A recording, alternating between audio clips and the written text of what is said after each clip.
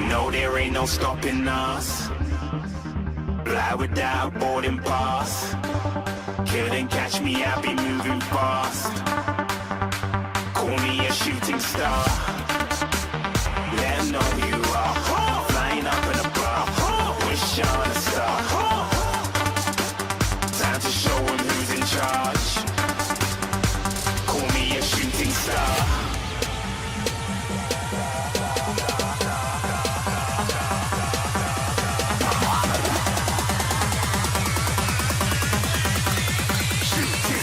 Didn't even get to cross.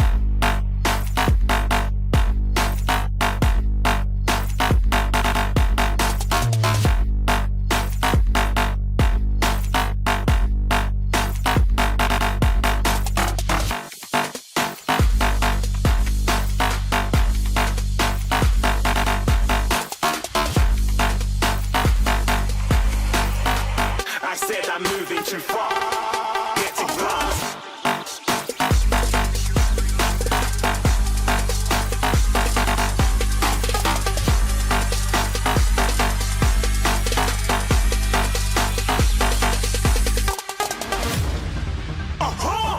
Looking at a shooting star. Got more than a couple of people going mad. I swear they're rooting hard. Tell them I'd be big in the game like she went and got them breast implants. I said I'm moving too fast. Didn't even get to glance. I'm ready to eat up track like I'm seated in a restaurant. If you had swag like mine, you know it's best to flaunt. We aren't hating because you aren't. Shining like it's neon. Rock like kings of Leon.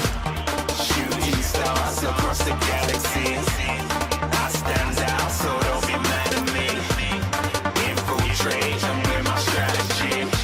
When I turn up, then I just have to leave. Shooting stars across the galaxy. I stand out, so don't be mad at me. Infiltrate, I'm with my strategy. When I turn up, then I just have to leave. Yeah, shoot. Yeah, shoot.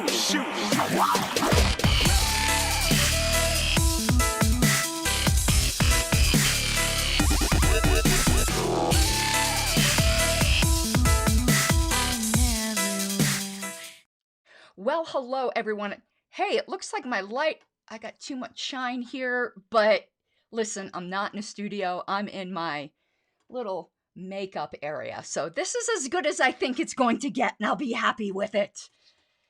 And one day I am going to show you guys, because you gentlemen could do this for your ladies and be a hero, and the ladies, you got something to add to your honey-do list. I got this old solid wood armoire, that TV armoire, you know, nobody needs those anymore, and converted it into a completely self-contained boudoir for my makeup stations. One day I'm going to show you guys. It's pretty fantastic. Now we're going to get started. We got a ton of things, and I don't know how much I'm going to have time to go through, how much you guys want to go through. I've got a new screen that's right here that I can see your comments easier. Each time it gets a little better.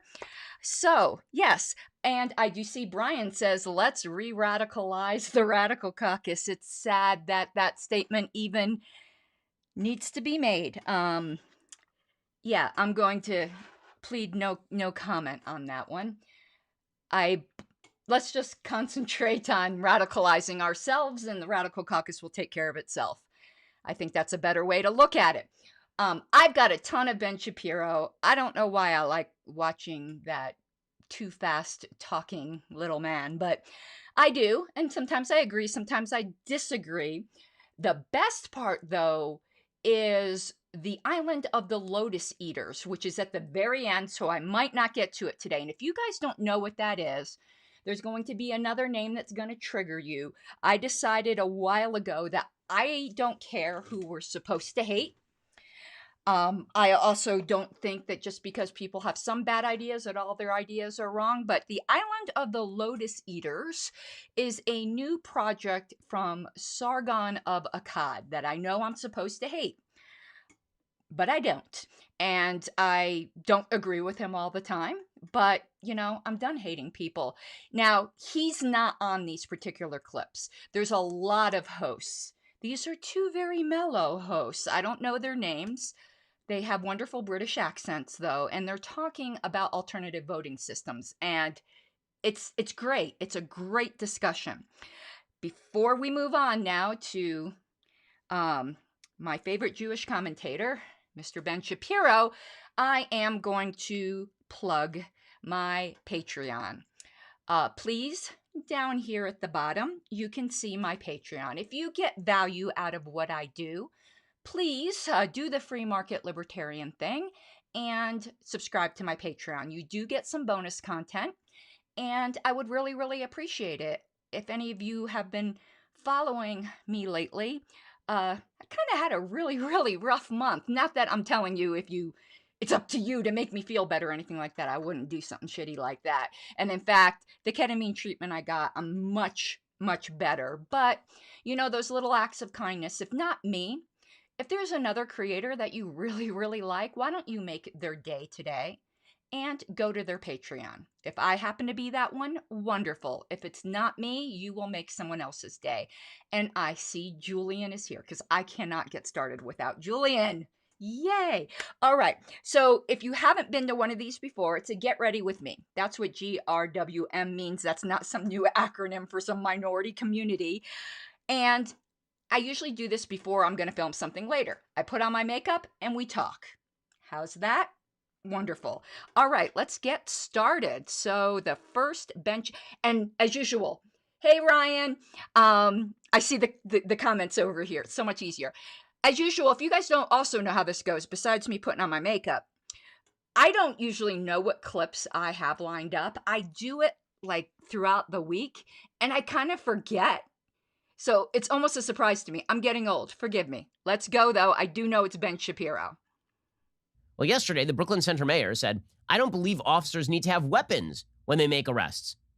He's going to need to show his work on paper here for me to understand what in the hell he's talking about here. I don't believe that officers need to necessarily have weapons, every time they're making a traffic stop or engaged in situations that don't necessarily call for weapons. We know that there are many other jurisdictions, or even around the world, where that is not, necessarily the case. It's not needed. Okay. Makeup-wise, I'm putting on my primer. You men don't know what we go through. You do have to prime before you paint. Now, I don't know how carefully you were listening to that clip. I remember now why I picked it. Ben said that listen, I don't carry a torch for the Democrats, as you guys know. Neither do I for the conservatives or Republicans or whatever the hell we want to call them. But Ben was a little naughty. He said that these politicians are now saying that police don't even need to carry guns anymore. But is that what that guy actually said? It isn't what he actually said. And you know what? I want to play that clip one more time because I want you to listen carefully. I'm finding Mr. Shapiro plays fast and loose sometimes with some of these quotes. And if you're not paying attention or you're suffering from confirmation bias on the conservative side, you might not catch it. I'm sorry if maybe you guys did catch it. I'm not trying to be patronizing. I know I had to re-listen to it the first time to make sure I caught it. So we're going to watch this one more time. Well, yesterday, the Brooklyn Center mayor said, I don't believe officers need to have weapons when they make arrests. He's going to need to show his work on paper here for me to understand what in the hell he's talking about here. I don't believe that officers need to necessarily have weapons, every time they're making a traffic stop or engaged in situations that don't necessarily call for weapons. We know that there are many other jurisdictions, or even around the world, where that is not, necessarily the case. It's not needed. Okay. So Ben said that this person, I think he was mayor, correct? Officers don't need to carry weapons anymore. Ben, he said that officers may not need to carry weapons in certain situations. Yet Ben characterized it as if not carrying weapons at all. What the guy said, no matter how you feel about liberal mayors or whatever, and they're not even liberals, they're progressives, what he said is not unreasonable. I do think officers need to get back to being peace officers, and perhaps they do not need to carry weapons in every situation. That's certainly a discussion worth having, and it's not crazy pants. So why did Ben have to paint it that way? Was he just desperate for material that day? And you want to know one thing I am going to need to get is a tracker ball or something, so I can manipulate easier without reaching across for some things I want to do here. So pardon me while I'm still like moving my head around weird. Let me see if that comes up. Yeah, the chat thing came up, but it is not showing. I guess I got to keep it up. I was experimenting with something. I guess I got to keep it up all the time to show your chats. So, Julian says he's going to mention that he will be a registered libertarian this Thursday. 18 years old. Good for you. Fantastic.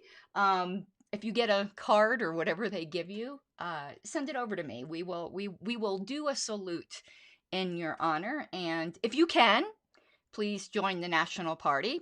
I realize that it's, I remember being 18, and $25 is a lot of money when you're 18. Believe me, I know, no shame. Let me put up Mindy's comment, because I do want to say here, the reason why I never know how much I'm going to cover, these shows are conversations. They're not monologues. We don't have to agree. So Mindy says it's better to have it and not need it than need it and not have it. They are going to be in situations where they're most likely going to need it at some point. Well, I disagree, because, and let me try to explain why. I don't disagree with the basic philosophical premise that it's better to have something and not need it. But you want to know what? When you don't have something, you find other ways to deal with a situation other than lethal. And when we're talking about the state and the justified use, allegedly, because just by virtue of being state, the presumption, it's a rebuttable presumption, but the presumption is that they have the right. And I would rather they have other things in their tool belt. What is the expression? When all you have is a hammer, everything looks like a nail. When your primary tool is a gun, everybody looks like a target. So I will have to respectfully disagree there. And I think one reason why we might think they're most likely going to need it is because we have a culture where we have just made confrontations or encounters with the police something to be feared. And it's a self-fulfilling prophecy. So, Elastic Giraffe also said something interesting. Just goes to show that both sides filter out information that doesn't fit their narrative. We're all guilty of that. And so I'm really hoping I'm not just picking on Ben. We all do this, and we need to be careful. So, there is another comment here. And I see the correction, Brian, so I'll read it properly. It says, hear me out.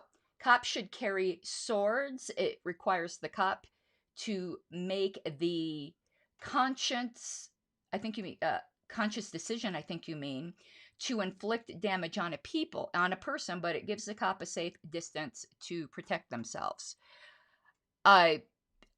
Maybe. Swords, though, also are deadly.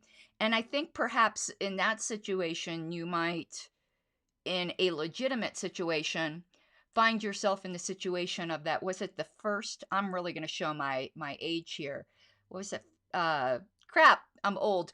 That Harrison Ford movie where he with the Grail, the search for the Grail. Where the guy was doing the whip thing, and Harrison Ford just points out the gun, and it might end up being one of those. But I think we need to start emphasizing non-lethal encounters, and I don't think that pulling over somebody, as we're going to get to with the Dante situation, for an expired tag should require a gun. I don't think routine traffic officers need to have guns. No, I don't. And not that I am trying to say everybody should be disarmed, but England seems to function pretty decently, and their cops don't have guns at all. Now, their citizens don't either, so it is a different situation. But it's not something that's entirely unheard of. Just like peaceful parenting, if we want a more peaceful society, we need to strive for more peaceful resolutions, in my opinion. Okay, let me remove that. Okay, so let's go on to the next one, because Ben does this again, I think, if I remember correctly. Oh, and by the way, I like to tell you all what I did. I put some argon, I did it again, argan oil to moisturize the under eyes, and some rose glow. See, we women, we have all kinds of potions. You men have no idea. See, one of the things that is very odd about sort of the leftist worldview with regard to policing is the left wants a lot of very stringent regulations on how you live your life. And they want lots of regulations on how cigarettes are sold, for example. Or they want heavy regulations on how exactly you're able to operate your vehicle. They want heavy regulations on virtually every area of life, but they refuse to acknowledge the reality of regulations, which is that all regulations, in the end, are enforced at the point of a government gun. This is true with regard to your taxes. It is true with regard to environmental protections. In the end, if you resist arrest, if you refuse to obey the law, there will be a government gun at the end of it. Okay, that's a very libertarian talking point, isn't it? But he has some inconsistency there once again, though not as bad as the other one. It's true that there is this weird disconnect that liberals have, where they want more and more and more and more regulations, which leads to potentially more and more and more and more unjust violence against people. I don't know whether it is that they think that these regulations just affect Republicans or the deplorables or whatever class they don't like. It affects everybody. But where Ben is having another disconnect is perhaps, now I'm not defending regulations, you guys know that, but I'm playing the devil's advocate, literally the devil's advocate here if I'm talking about regulations. But if more of the enforcement doesn't require carrying a gun, would that potentially solve the issue? I don't know. I'm just saying there was a point. See, I believe in, and I don't always succeed, that when you're arguing against someone's point, you should anticipate what their rebuttals will be, as again, strong man rather than straw man, and deal with it. So, let's continue. They don't like the gun. So at the same time they want to promote heavy regulations, at the same time they want to ensure that the government has more power, they shy away from the idea that that power actually exists. So you have this bizarre situation where the mayor of Brooklyn Center is now saying that if you pull somebody over for drunk driving, for example, that the police officer shouldn't have a weapon. Okay, well, what happens when the guy pops back in his car and takes off? You're supposed to stand there with nothing in your hands? How exactly is that supposed to work? Well, let me ask you, Ben. And I can't believe he doesn't see the corner he painted himself into. He had a problem with the mayor saying that perhaps cops shouldn't always have to carry a gun. Then he rightly pointed out that they want more regulations, which if everything requires a gun is enforced at the point of a gun, yet they're saying they don't want everything to be enforced by a gun. Why doesn't he see that he just painted himself into a painful corner? But let me answer his question. So, I'm putting on my foundation. It is Mac. I not only like Mac computers, I like Mac cosmetics. So, drunk driver speeds away. Because what is an officer supposed to do? Is he supposed to execute the guy with a gun, Ben? Is drunk driving now a capital offense? Like, did you hear yourself say that? Okay, well, let me, though, answer your question. One thing he shouldn't do is shoot them. How about that? I've seen plenty of times where they call ahead and they have other officers put those spike strips down on the road, and that seems to stop out of control cars pretty easily. Wow, Ben, I gave you an answer in 2 seconds. Use your noodle. They don't like the gun. So at the same time, they want to promote heavy regulations. At the same time, they want to ensure that the government has more power. They shy away from the idea that that power. Same clip. Let's go to the next one.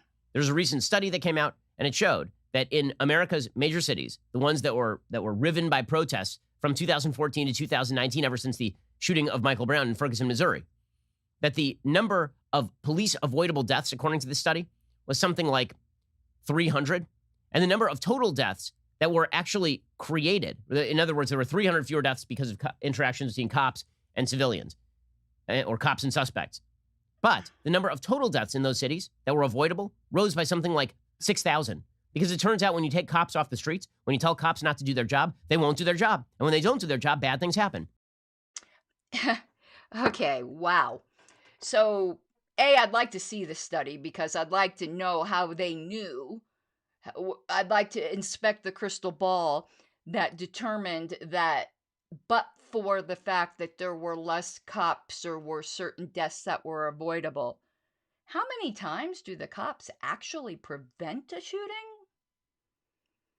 I mean, I think all of us are pretty aware that you're your own best self-defense. Usually the cops will show up just in time to draw the chalk line around your body. But he is doing this weird equation, kind of saying that 300 and I'm like, he said the number like it wasn't that big of a deal. I don't know. I'm appalled that there were 300 avoidable deaths caused by police officers. But I guess he's saying a certain amount of collateral damage is acceptable. I would like to say collateral damage is not acceptable. How would you feel if you were one of those avoidable deaths, but someone could say, but hey, we were able to save 100 other people by you dying. Thank you for your service. That's not how life works. That's certainly not how libertarian philosophy works. Not that I'm holding Ben to libertarian philosophy. He's not one. I'm critiquing him from a libertarian point of view. We don't do the calculation problem where you say, well, you know, I'd kill one person to save 100 people. Well, perhaps you would, but I don't think that is necessarily justified. So, well, I don't even say necessarily. I don't think that is justified. We don't have this cosmic scale like that. If you kill one person, you are still a murderer. I don't care if killing that one person saved 100. Maybe you will rest better at night, but I don't think that one person, unless they volunteered to die for the other 100, would feel too good about it. Or let's do the hypothetical, which isn't all that crazy nowadays, is it? Let's say we ended up with some other weird kind of pandemic that would come along, and there were a few people that had it in their blood, that would save the lives of, say, 1,000 people for one person. Unfortunately, they have to die because you have to take all of their blood. This is all hypothetical. Would we say that is okay? I would hope not. Okay, let's go to the comments. Mindy says, I wish more cops would know martial arts. Agreed. I think more people should carry, not just cops. I think everyone probably should carry unless they have some kind of moral objection to it. I am a pacifist. I don't. It's a religious objection, not a political or practical one. it would be very difficult for them to keep order if they are just sitting ducks. Half of what cops are charged to do are not keeping order. I think perhaps rather than even this whole discussion about whether carrying guns or not is the proliferation of laws. And a lot of what we consider order is just quite simply none of the government's business. And David, liberals and leftists think that people will eventually comply. Like if a drunk driver takes off, liberals think you can wait for the drunk driver at his house. What if the drunk driver kills somebody? Yes, but we cannot play dice with what ifs. What if you have a heart attack when you're driving and kill somebody? Now, I don't, maybe I would be classified in here with the liberals and the leftists. I don't have a problem waiting for the drunk driver at their house. I don't think drunk driving is a capital offense. The cops could certainly just follow behind them with the sirens screeching and everyone will pull to the side. And nobody gets killed that way because everyone's scared to be around when the cops' siren's going. There's plenty of ways to take care of it. And you want to know what? Right now, unbeknownst to cops, and impossible to be known by every cop, there are thousands of people drunk driving at this very moment. And none of us are worried that they're not getting shot at. Because we realize life, like liberty, is not a tame lion. If Aslan will forgive me the reference.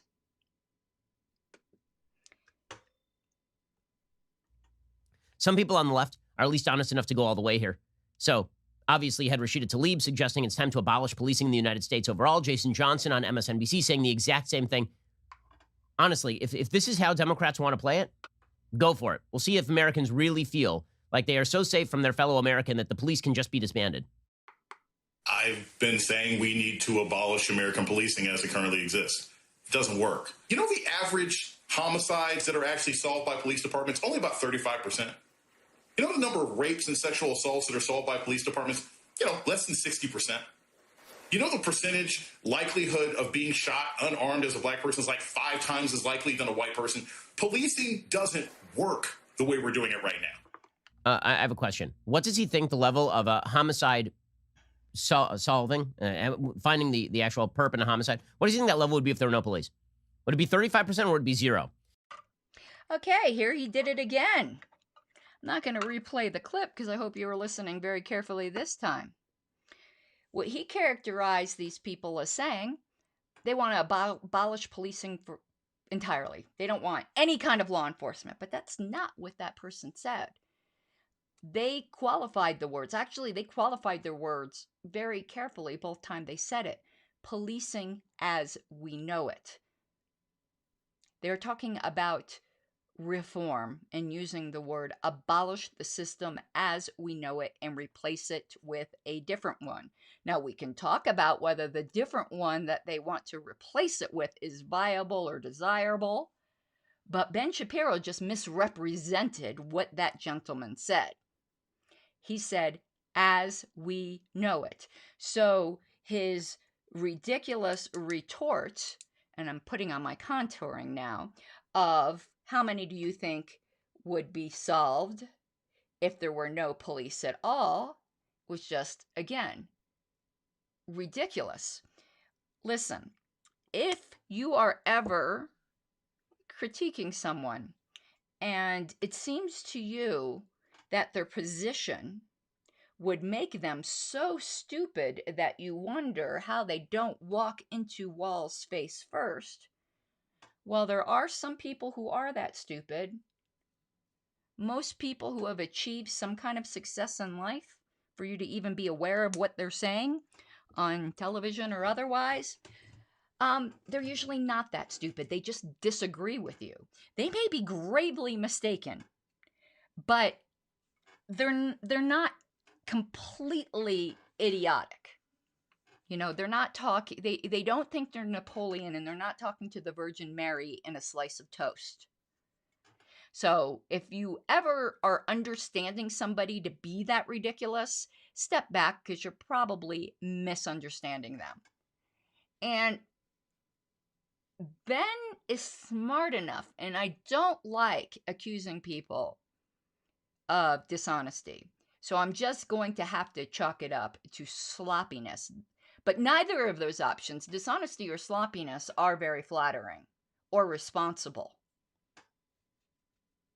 But on this subject, twice, he has misrepresented his opponents. And you want to know what? Those politicians that he's quoting, I'm no fan of. I do think they have a lot of horrible policies. So I kind of resent that I'm having to defend them. But my primary interest, and I'm blending in my contouring, is truth. Not whether or not I like somebody or not. Okay. You see the same sort of myth making happening now with regard to the Daunte Wright case. Okay, this was fairly obviously an accident by the police officer, who will indeed end up being charged for manslaughter. A police officer drew a gun instead of a taser, which is an inexcusable mistake, and then shot Daunte Wright. Now, there are additional facts about Daunte Wright that we are learning about that cast some serious doubt on the idea that he is some sort of wonderful person. Okay, that just pisses me off. Ben, I don't care if he kicked kittens on the way home. I don't care if he was mean to his mama. I don't care if he dealt drugs. I don't care if he beat his wife. None of that has bumpkus to do with this situation. Why did you have to throw that in there? It doesn't matter. Not only saints can be victims. Holy crap. That just really pisses me off. And he did the same thing with all of these recent cases. He's done the exact same thing. You know, George Floyd was on drugs, okay? His drug dealer was in the car with him. I don't know if that's true or not, but I don't care. That still doesn't justify sitting on his back or his neck and back, whatever you want to characterize it as, for 9 minutes. I don't care. Shame on you, Ben. I hope to God one day you don't have a child that ends up, being a little bit on the wild side and not the perfect citizen. And something terrible happens to him, and you get to hear some pompous blowhard say, well, little ex Shapiro, wasn't such a good person. Who cares? And it's funny, being a religious man, I will appeal to that because I'm religious myself. He's Jewish, I'm Christian. But that does not seem to be a righteous judgment under either testament, Mr. Shapiro. Oh my goodness. But let's go on to the bigger issue.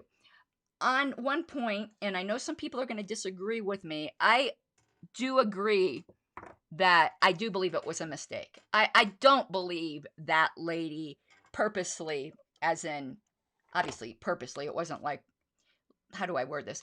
I don't think she intentionally, let's put it that way. I don't think she intentionally shot Daunte. I do think it was a mistake. An awful mistake, a deadly mistake, but I listened to and watched the footage, and to me it was really obvious she was shocked. Unless she deserves, some kind of medal for her acting ability, I believe she was shocked. It wasn't what she intended to do. But here's where I will disagree with Mr. Shapiro. He says she drew her gun instead of her taser. Have you guys watched the video? At the time, the item in question, this being her gun, was already drawn. not that I could understand. I used to be married to a police officer, so I do have some experience with the whole getup, okay? While I wouldn't completely understand mistakenly drawing your taser instead of your gun, but people have hit the gas instead of the brake and plowed through people's living rooms. Under extreme stress, really bizarre errors can happen.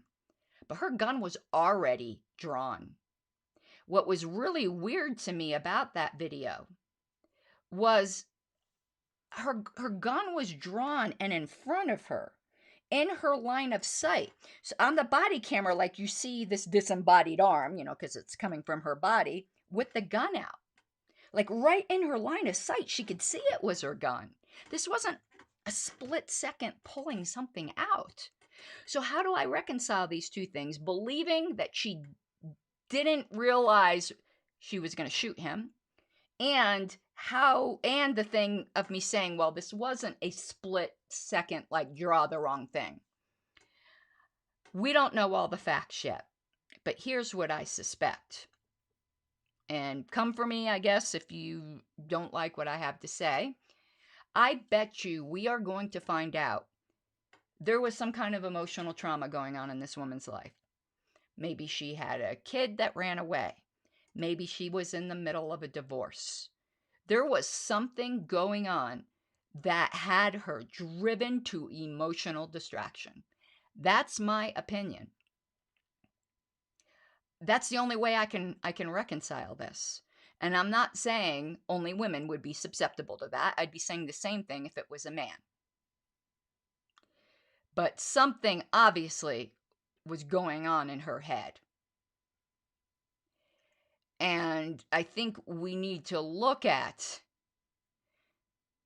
the whole situation, if that turns out to be the case, the whole situation of, is there disincentives in place for officers to not want to call in, or whatever they call it for that, not to say, I am just not fit for duty today?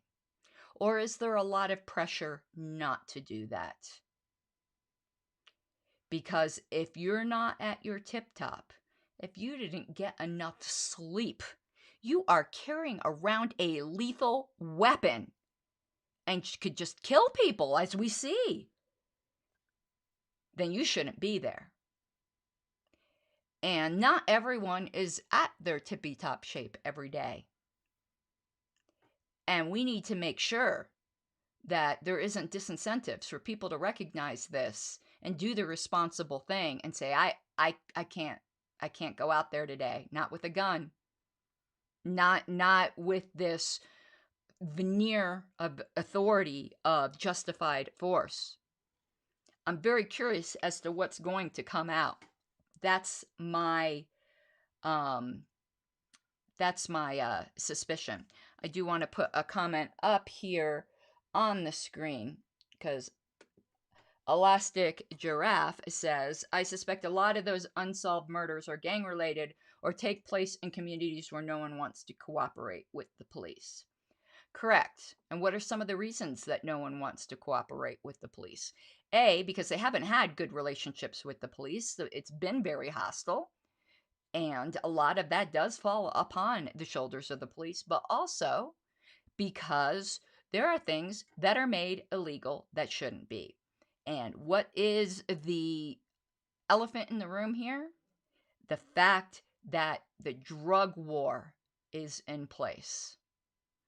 We can lay these deaths, I believe, almost majorly at the foot of the drug war. Yeah, and I'm very curious how this study, because Ben never said what study this was, because I really would have liked to have read it, that but for not having enough cops, these thousands or whatever he said of preventable murders would have been prevented. I call bull. I call bull on that. You guys notice how good I'm being? I'm trying not to cuss so much. I know y'all love it when I do. Sometimes it took a lot for me not to cuss when he started slandering Dante there, but you know. But that is not really indicative as to the crime committed by the officer in question. It does really blow up the narrative that whenever you have one of these situations, whether it's George Floyd or whether it's Dante Wright or whether it's Jacob Blake, the initial reaction of the media is always, this person is a wonderful, tremendous human, and all of the police are evil and terrible. Two things can be true at once. One, the person could be a criminal, and two, the police could have done something wrong, which tends to be more often the case in these controversial cases. But in any case, that's not even the myth-making I'm talking about. The real myth-making is the attempt to rewrite the evidence in the case to now suggest that this shooting of Dante Wright was not an accident. It was, in fact, on purpose. So, for example, you have the aunt of Dante Wright speaking publicly and saying this was not an accident, it was outright murder.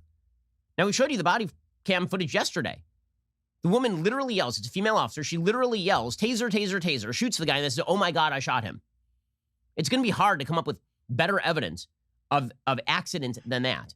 But here's the aunt suggesting that it's murder anyway. Okay. Agree and disagree, as usual.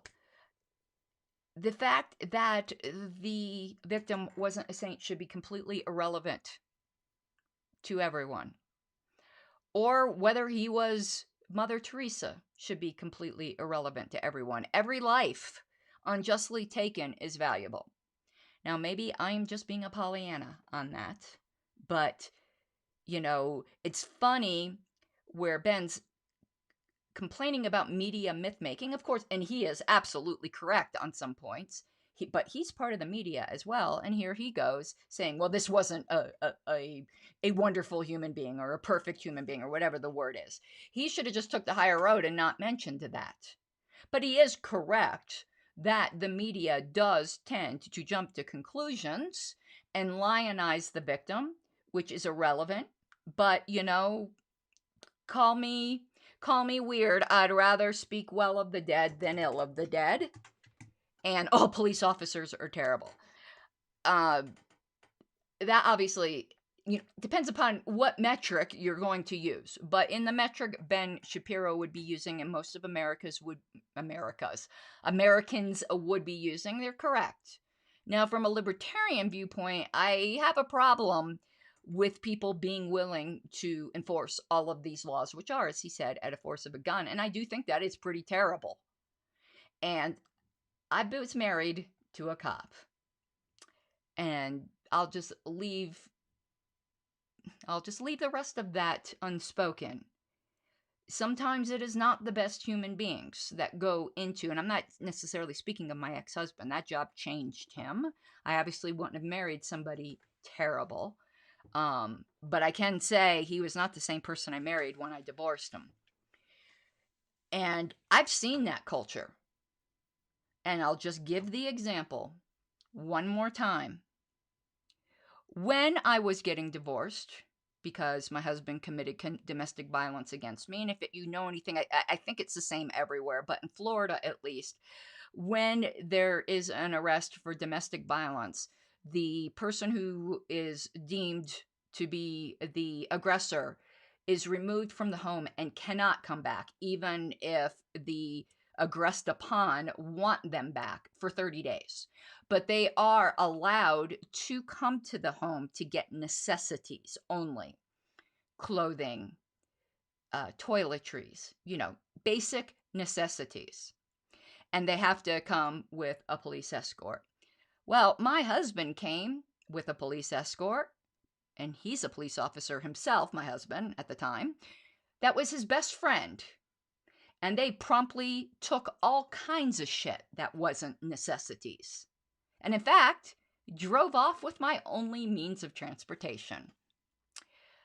And when I started protesting and tried to call my lawyer, this guy was just like, you just need to sit down. And it was awful.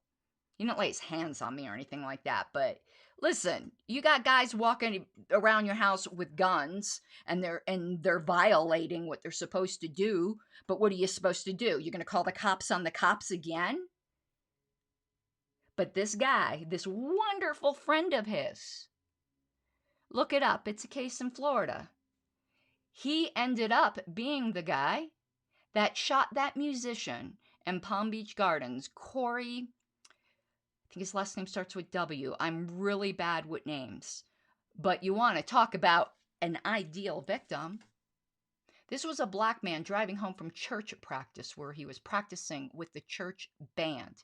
He did absolutely nothing wrong, and he was shot in cold blood by that complete monster of a person. And he didn't know that Corey was on the phone with the equivalent of AAA. It wasn't AAA, but he didn't know that. So this poor AAA, we'll just say operator on the other end, heard everything. But the officer didn't know that, and everything was being recorded and proved that he lied because he said he immediately identified himself as a cop, and this black man just pulled a gun on him. He never identified himself as a cop. He was in plain clothes, in a very suspicious-looking windowless white van, pulled right in front of the guy in a not-so-great neighborhood. So the guy who was legally carrying defended himself. He did not know it was a cop. He thought he was getting robbed. And the officer did not identify himself, and he is now serving years in jail. So, yeah, that was my husband's best friend. And you want to hear how, and if you think journalists like actually investigate shit, for a while I was really worried. Like, I was worried but not worried. Because after that incident in my house where they broke the law with that come and get necessities order, I went to his department and I filed a complaint against him. Apparently, the reporters didn't even look at his file or didn't look deep enough. When that whole thing was going on, I was terrified that I was going to be called by a reporter because, like, I tried to leave that life behind me. I don't live in Florida anymore. I moved out here, but I would have said the truth, obviously. My heart bleeds for that family. That man did nothing wrong. Guys, look it up. The officer's last name was Raja. All you need to do is Google Newman, Nouman, Raja, Raja, and get a load of that case. So, anyway, I don't even know how I got on this tangent. I think it's just because it still haunts me. The death of that man haunts me. Let's continue. I don't even know what Ben just said. I just got so on that. Did y'all not see my little great nephew? Did y'all not see that beautiful baby? He is fatherless. Not over a mistake, over murder. Come on. Yeah. That's murder. Murder. Yeah. Say his name. Right. Say his name. Right. Okay, I'm sorry. It was not murder. It was a tragedy. It was a horrible circumstance, and the woman is going to end up probably copping to manslaughter. But that was not murder. Okay. I tend to agree with Ben on the charge, but I wouldn't be shaming the grieving family member because you aren't her. There is a child right now left without a father, all because of this. And I think she's speaking from emotion, and while what she's saying might not be correct, I'm going to say something that one of my pastors used to say all the time. Sometimes there are circumstances which doesn't make it right, but it makes it understandable. She's speaking from her grief. Why are you making an example out of her? Couldn't you hear it in her voice? Oh my God, I'm about to start crying listening to that lady's voice. Nobody should have to see the state murder their loved one. And this child, what's going to happen to this little boy? These aren't just names on pages. There is a little boy there who will never see his father again. All over what? Pulling him over? Because I don't know what his warrants were for. Apparently he had some outstanding warrants, but originally, and there's some discrepancy, they say they pulled him over for an expired tag. He died for that? He died for what was the outstanding warrant? I wouldn't be surprised if it was marijuana. And originally, and I do think the cops are covering their ass here, he said he called as he was getting pulled over. And I don't know how he knew this. I don't know. There is some discrepancies where at first it was reported that he was only being pulled over for having something hanging from his rear view mirror. I don't know. I don't know what the truth is there. The cops say it was for an expired tag. So let's just take it at that. It's still, doesn't make it anything. And I would like to know what the warrants were for. I doubt they were for killing somebody. Obviously, they were the type of warrants that are just like, if you pull this guy over, pick him up for it. Was it what? He didn't pay some tickets? And now he's dead? Unreal. Unreal. And Elastic Giraffe, I want to put something here. I've been divorced now, crap, I think it's going on 10 years. I'm not good at dates. And I really haven't talked about much of what happened. I'm only really starting to talk about it now. And I do have to say something right up front because it would be unfair for me not to say it. That before I moved out here, when all was said and done, my ex did apologize to me. So I do want to say that. But it's bigger than just us two. And I have forgiven him. And I do think there is a serious lack of mental health support for police officers. On the first day of the job, he almost had to kill somebody because a person jumped out like at him from behind a, like a shower curtain, I think it was. And he told me how he was screaming, "What the hell are you doing? I almost killed your ass." And like, there should be treatment after that. That affects somebody. And then he came home and told me how he got in a call. And it turned out like they didn't really know what the call was. And then when they got there, there was this woman. She's hysterical because her boyfriend just committed suicide out in the back porch and he got to see the brains everywhere. You're not going to tell me that doesn't change a person, okay?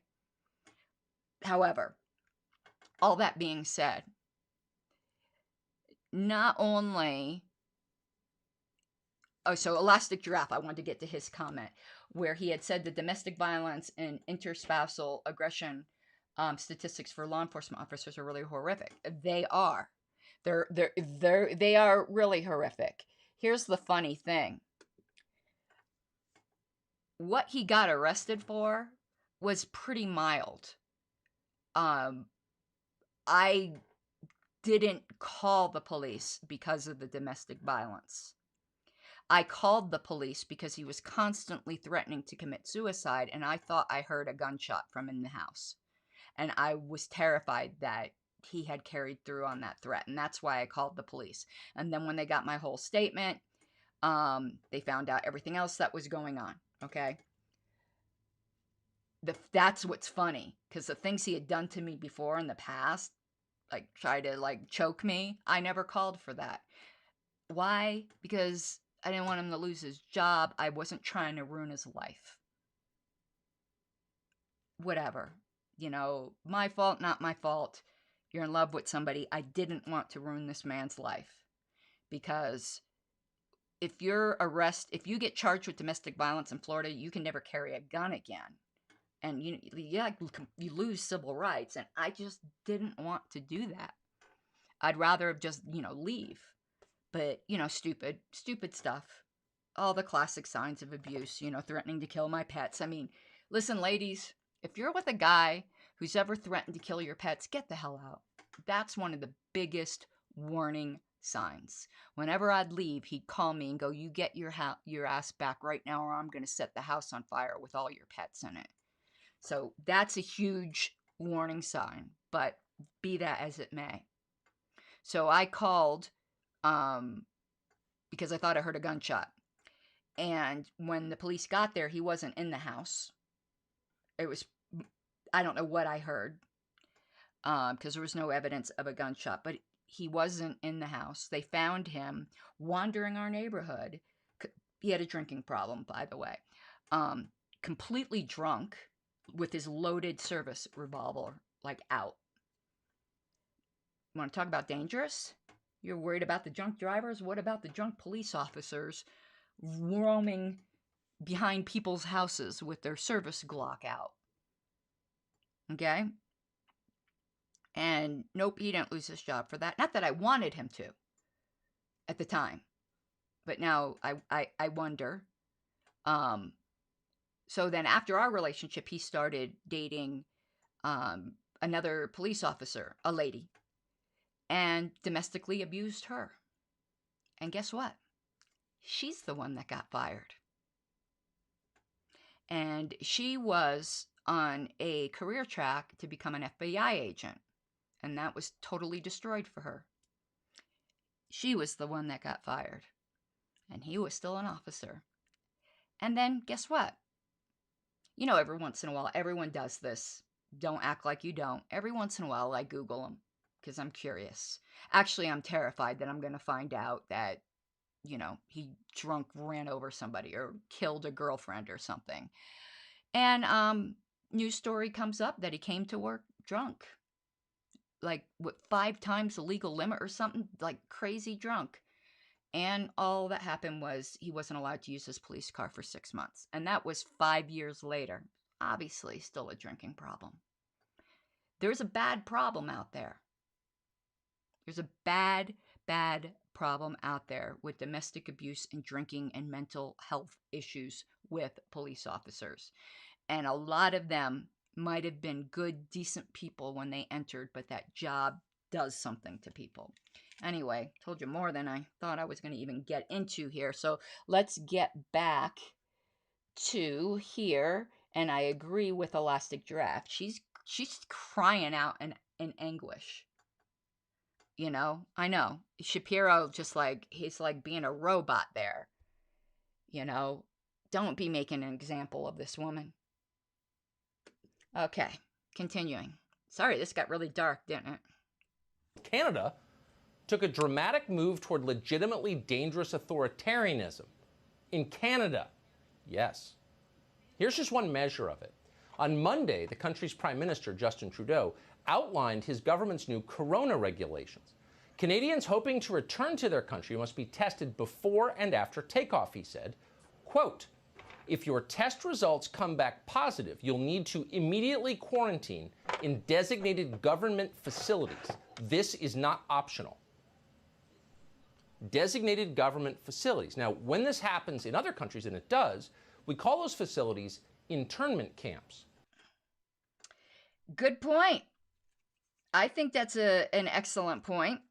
I didn't realize that we were done with Shapiro for a second. Don't worry, we're getting back to Shapiro. I did not realize that was happening in Canada. That is pretty freaking scary. And, you know, I often say to people, I have this argument with my husband all the time. He's like, oh, you know, when they come for the guns, that's when people are going to rise up. I go, no, they ain't. I don't know who you think you are fooling. If people did not rise up when they destroyed their jobs and their livelihoods and their children's future and told them who they could have over for holidays and told them they couldn't see their dying friends and relatives in the hospital, they ain't gonna rise up when they come to take the guns. No, they ain't. Keep living that wet dream, because it ain't happening. But this is truly scary. We're entering hellscape, and I don't know what is going to turn the tide, though I have hope something will. And neither has our State Department, which ordinarily seems to exist to make unhappy noises about human rights violations around the world. But not a word about Canada. Preconceptions may play some role here. We assume that interning people is what Russia does, Boring people is what Canada does. But not anymore. Suddenly, Canada is a flagrant violator of the most basic human rights. Fail a COVID test and they will lock you up without trial and go ahead and try to disobey. According to the Canadian government, anyone who attempts to avoid these rules, detention in a government internment facility, for example, could face $1 million fine and 3 years in prison. This is Justin Trudeau's Canada. Okay, I'm going to ask somebody if you could make a comment, even if you just type in comment, because I think my comment screen, like, froze. Something weird happened with it, and I'm just trying to test it. Okay, you got to admit that was pretty funny from Tucker. That we thought, and you just thought Canada was there to bore people to death. I'm sorry, it's just too much fun to make fun of Canada sometimes. Oh my God, I'm sorry. I'm sorry if you're from Canada. Yeah, but yeah, our Justice Department seems.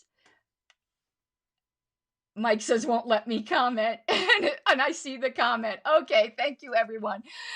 So, and if you're wondering what I'm doing with these, no, I'm not getting ready to play football. This is guides for when you have hooded eyes. You need to do this to do your eye makeup. Yeah. So yeah, why isn't our Justice Department saying anything about this? Interesting, right? Is it just because we only expect Canada to be boring and like Justin Trudeau just to like make a continuous ass out of himself in silly costumes? And Richard says he doesn't see his comment, but I see your comment.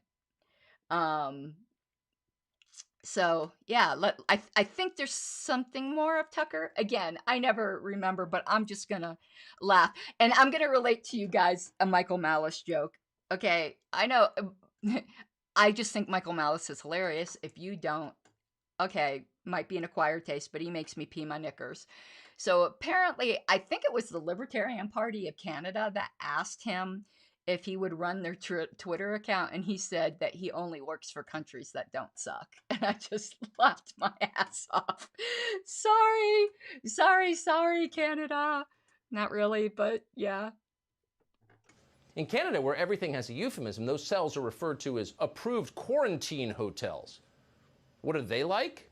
Well, as noted, they're internment cells. What do you think they're like? There are shortages of food and water. You could be sexually assaulted as you're held in one. Wow. Okay.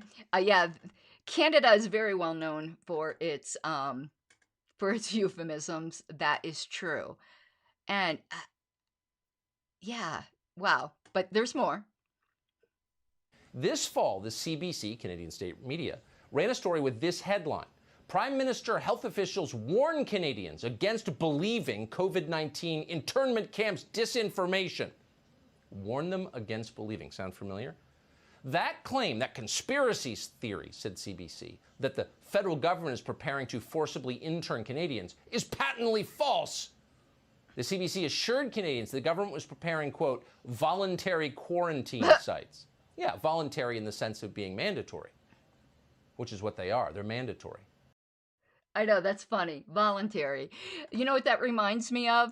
What was it? I don't know whether this is a real quote or not, or whether it's apocryphal, but was it Ford who said that you could have a Model T in any color you wanted as long as it was black? Yeah, it's voluntary, as long as it's mandatory, but it's voluntary. That's what we're going to call it. Oh my God. Oh, voluntary. And don't you dare question. Don't you dare. Does anyone, I want to meet the people who actually believe the media. I don't know. I have someone on my friend list that actually does. Sorry, Jesse, if you're watching this, but you're who I'm talking about. Yeah. Who believes this shit? What? I used to think it was somewhat of a insult to call somebody a conspiracy theorist, but right now it's the conspiracy theorists that are making more sense. And I think was it Dave Smith that had said there was something they were saying that Alex Jones even disbelieved, and they were like, yeah, Alex Jones is saying there are indeed lizard people who are controlling everything, but no, that one thing, that's too far. But yeah, It's not a conspiracy if it's true, and simply labeling something a conspiracy makes it no more one. You know, it's not just the conspiracy theorists that need proof, it's also the people who are claiming it isn't true that need proof. Not claiming you need to prove a negative, but you do need to prove what it actually is if you're saying it's not the conspiracy. And as I've said before in the past, and this is probably still true because I'm a pretty skeptical person, there's only one conspiracy that I've bought into, or typical conspiracy theory. You guys have probably heard me say it before, and that's TWA Flight 800. A missile brought that bitch down. Nothing's going to convince me otherwise. But so far, that's the only one I'm like completely, you know, I was going to fuck with y'all. Excuse me. I was going to screw with you all and say flat Earth, but I just couldn't do it with a straight face. All right. I think that's it for Tucker. Wait, no, maybe not. I think he's going to talk some more about things that have actually happened in these voluntary, mandatory, not interment holidays. What's so interesting is that Canada's new rules apply only to COVID patients. Other transmissible diseases are exempt. People with AIDS aren't being sent to internment facilities, thank God. No one's tried that since Fidel Castro did it in the 1980s. Drug-resistant tuberculosis is fine too. That's a real problem, but not in Canada. Only COVID, a disease with a 98% survival rate. Okay, correct. Obviously, I'm not saying, just like I don't think Tucker's saying, that all these other diseases should be, you know, put away on a leper's island either. But it is funny. There is definitely a larger agenda going on here. That's not a conspiracy. What it is, I don't know. But I think you'd have to be pretty stupid to think we know everything that is going on. You know, it's something ain't right here. Something is, in fact, rotten in Denmark or Canada, as it may be. It's not about coronavirus stopping the virus saving lives. No. This pandemic, he said, is an opportunity to permanently change Western civilization. Yep. This pandemic has provided an opportunity for a reset. This is our chance to accelerate our pre-pandemic efforts to reimagine economic systems that actually address global challenges like extreme poverty, inequality, and climate change. The Great Reset. And we don't want to give Justin Trudeau too much credit. He may be sinister, but he's not smart. It's not like he thought that phrase up. No, he took it from his role models in this country. At a forum hosted by the World Economic Forum in mid-November, John Kerry, our new climate czar, laid it out. Yes, he said, the Great Reset will happen. And I think it will happen with greater speed and with greater intensity than a lot of people might imagine. Okay, well, I guess it's not a conspiracy when they admit that's what they're doing, right? I mean, come on. I mean, obviously this is a big... I'm not saying that COVID isn't real. I don't buy that for a second. It's real. But you know how the state doesn't allow any emergency to go, you know, unutilized. They definitely are using it to socially engineer, and we should be greatly resentful and resistant of that. But no, we're like Baba sheeps. So yeah, no, it's definitely not a conspiracy when they admit it, is it? I wonder what is next. No, I don't. But there is a ray of hope here. Notice how in the quote they said that this is going to happen quicker than people realize. Robin Kerner did a presentation about how social dynamic changes can happen rapidly. It can happen rapidly for bad. It can also happen rapidly for good. I do think if we survive as a species, that the next major leap forward is a libertarian leap, is a leap towards non-aggression, and that it can and will happen very rapidly. Might not look like it now, but it certainly didn't look like slavery was going to get abolished either. 10 years before it did. Putting a mask on for us? Yeah, when I'm talking to the TV camera, I'm not going to wear a mask, and all of us have been immunized, so... It'd make us feel better. You're welcome to step away if you like. The whole point of a vaccine, CDC guidance, is what we're following. The whole point of the vaccine, as if we needed to be reminded. We do, because we've lost sight of that. That's what the science says. But nobody cares what the science says. Wear your obedience mask immediately. It would make us feel better. You know, I'm not a big fan of him, but that was hilarious. Well, if you're uncomfortable, you can leave. That was perfect. It would make us more comfortable. Well, you want to know what? It would make me more comfortable if you would stop stealing my money and, you know, engaging in foreign adventurism. That would make me a whole lot more comfortable. But that was funny. You can leave. Yeah, perfectly true. Which is the passive-aggressive way of saying, do it or else. Now, watching that does make you wonder, how would our media react here in the United States if Dr. Fauci one day reluctantly concluded that actually we need coronavirus internment facilities in this country? Obviously, for our safety, we don't want to violate anyone's rights, but we got to have them. Sorry. How would our media respond? Take a look at the clip we just played again. Look it up on the internet. You see that reporter and you realize that person badly wants Ted Cruz tossed into the back of a black van for coronavirus noncompliance.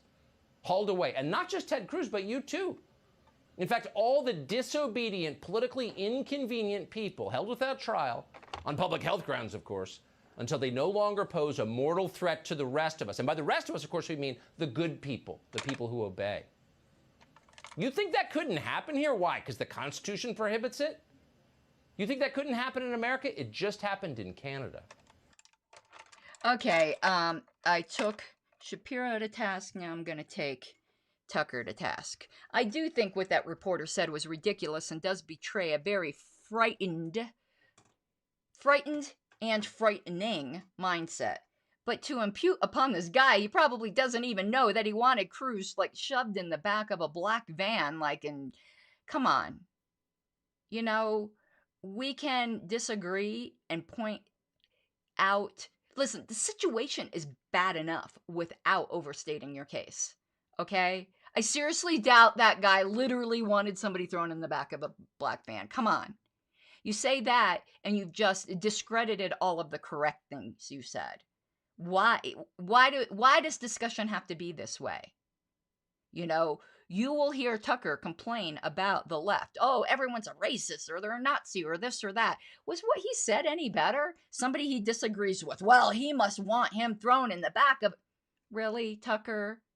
Come on. That was stupid. It's ridiculous. In fact, it's worse than ridiculous. It is sinister. Anyone who opposes voter ID laws is encouraging voter fraud, which is to say, encouraging the destruction of democracy. Okay, that was a weird cutaway there. I think I forgot an introductory clip. But I think a lot of the clips I'm going into now are going to go into that Georgia law and also some things that are going on in Florida. I would love to hear y'all's... my South came out, didn't it?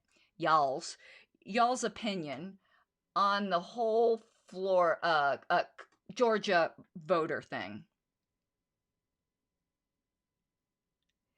Now, I'm going to have some opinions I know a lot of people are going to disagree with. But, well, why am I priming the pump? I always have some opinions that a lot of people will disagree with. But I believe all these clips coming up are going to have to do with Florida and Georgia. So let's just let them go. So they're trying to mobilize corporations to do their dirty work for them. They don't have control of the levers of power in Georgia. So instead what they're going to do is they're going to try and get private corporations to pressure all of these public bodies into doing what they want. Now, there's a certain irony to this. Members of the left are constantly saying, corporations, they shouldn't be donating money in politics. They shouldn't be in politics. Look at these corporations with their corporate money influencing politics. And then, at the exact same time, they will demand that these corporations actively use their businesses, right? Not just their funds, their businesses themselves. They should change how they do business in order to punish Republican states. Now that is an excellent point. You know, it's quite an obvious point, and I don't know why it never really occurred to me. It probably occurred to everyone else, and you're going, you dummy, it didn't occur to you. Yeah, they're anti-corporation until they're pro-corporation. But that also raises another point. Y'all already know my opinion that corporations are not libertarian. I don't cry any tears for them. But when there's such collusion between the state and the corporations, even if I thought corporations were libertarian, are you really going to try? But it's a private company. Really? You know, I'm going to give you an analogy. In some states where you get married, if you want to be sure that the assets you brought into the marriage, if you were to get divorced, stay with you, you don't commingle them. I'm not going to get into what I feel about divorce law. I'm just saying that's the fact. If private companies want to have private rights, then they need to stop commingling their asses with the state and being effectively agents of the state. And the simplistic libertarian, but the company, come on.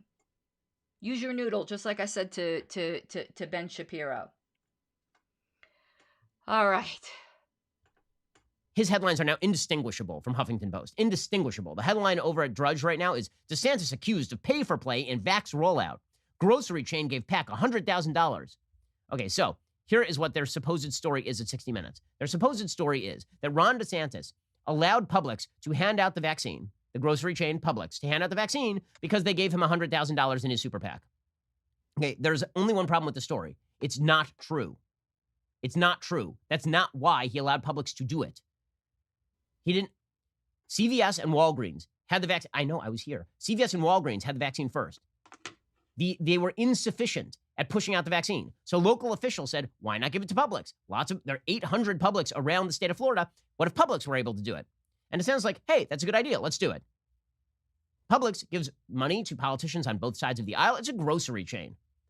You think Ron DeSantis was corruptly using Publix to accelerate the rollout? What was he supposed to do? Not accelerate the rollout of the vaccine in the oldest state in America? Okay.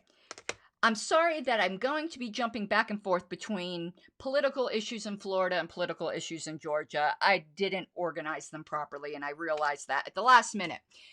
Now, anyone who's not from Florida, you might not be familiar with Publix, the best supermarket in the world. Well, I haven't been to the whole world, but the best supermarket in states that I have lived in, except for the fact that Piggly Wiggly has a cooler name.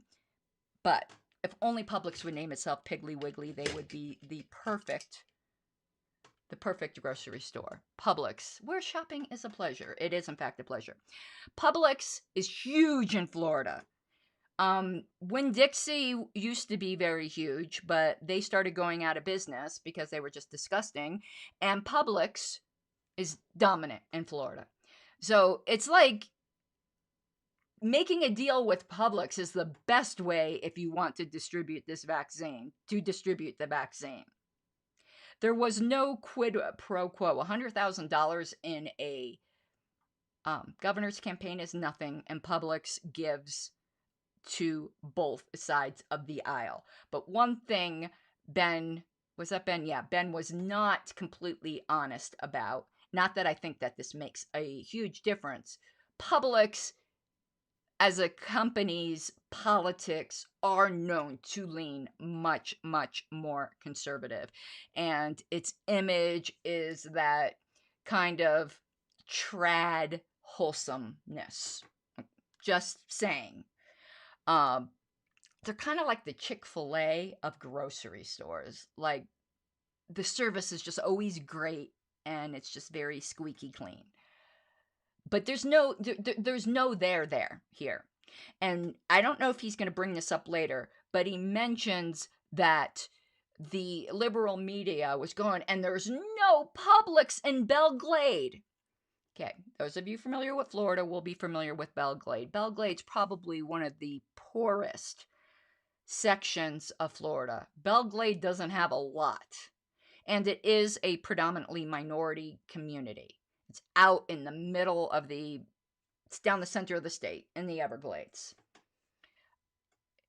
But there are Walgreens and CVS and plenty of other places to get the vaccine. So when these liberal outlets are telling you how long it takes to get to the nearest Publix from Belglade, who cares? There are other places. It's like, it's ridiculous. Why does there have to be such an agenda? Oh my freaking God. Lester Holt, who is the nightly news anchor over at NBC News, Lester Holt was given the Edward R. Murrow Award. And in the middle of his speech... Okay, I'm stopping this for a second because, oh my God, I mixed in even... I got these clips all out of order. Sorry. We can switch gears fast, can't we? These next few have absolutely nothing to do with Florida or Georgia, so just go with it, okay? Just go with it. Announced that he was no longer going to try to bother to cover both sides of any particular issue, because some sides are true and some sides are false. This is the way that people on the left will massage themselves into never having to grant the credibility of another side even existing. Okay, let me just get this eyeliner on here a little bit.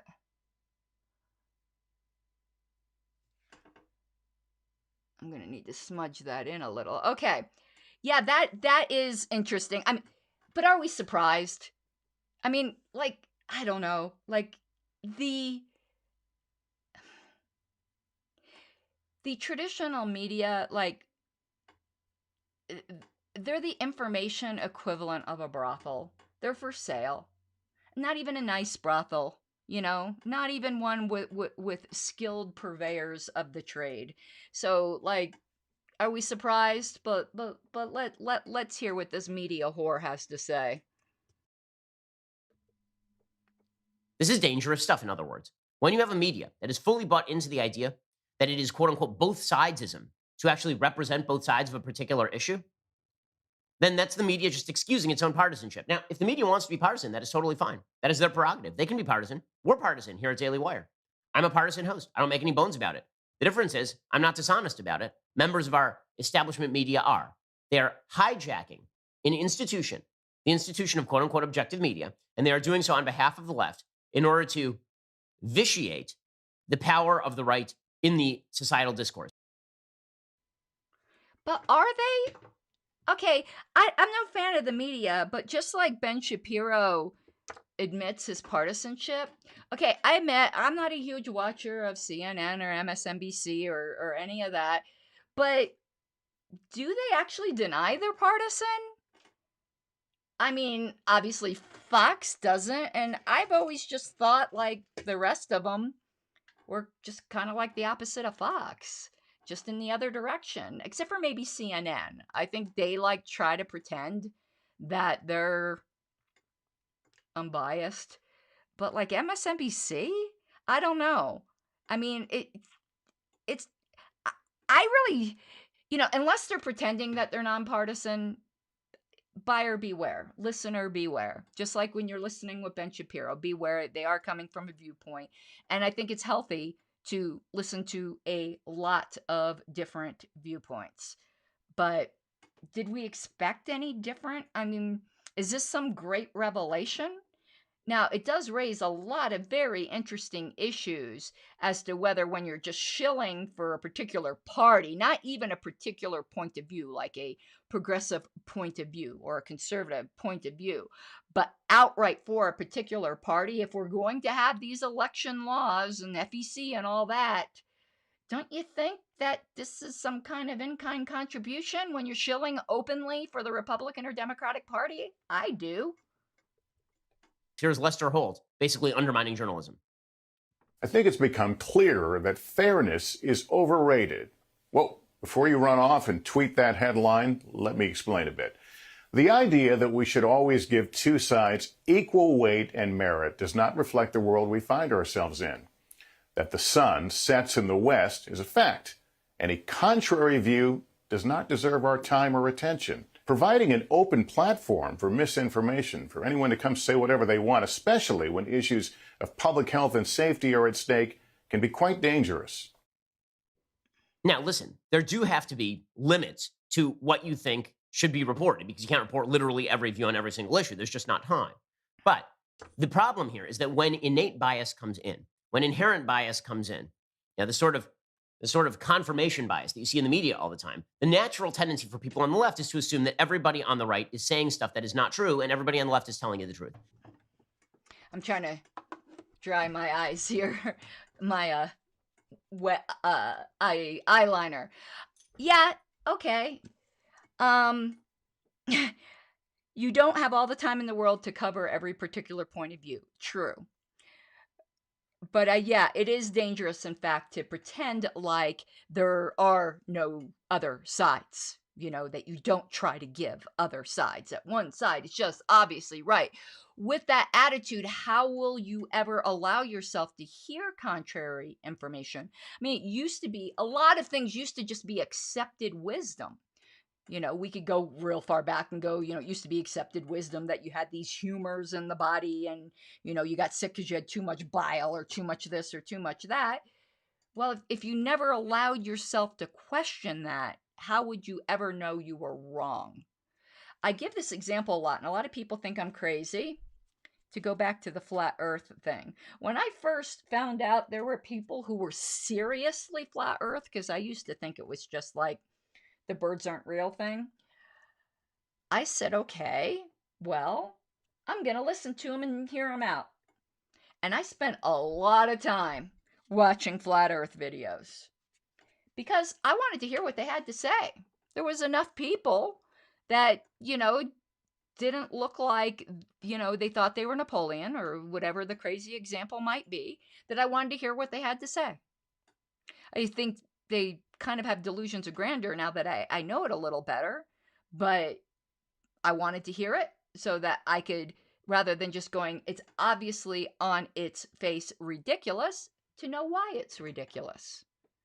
And I don't think there's anything wrong with that, and Lester Holt seems to be saying there's obviously something wrong with that. And when public health, you know, Lester, I know you think that we can't research things for ourselves and that we don't have our own bullshit detectors and that we need you, the anointed class, because what would we do if you weren't the gatekeepers for us? That wasn't a mic drop. That was an eyeglass drop. The arrogance is just like, no, you want to know what, Lester? I think public health is more in danger when you suppress knowledge, because unlike it seems to be today, science is never settled. That's kind of the purpose of science, right? That you should be able to question and be able to reform your particular views. So, yeah, how are you ever going to do that? My little monitor here went out. One sec. There we go. Hopefully that'll come back up. Yeah, so how are you going to challenge and change and learn, you know? Are we going to now have, you know, heresy trials, scientific heresy trials? So, yeah.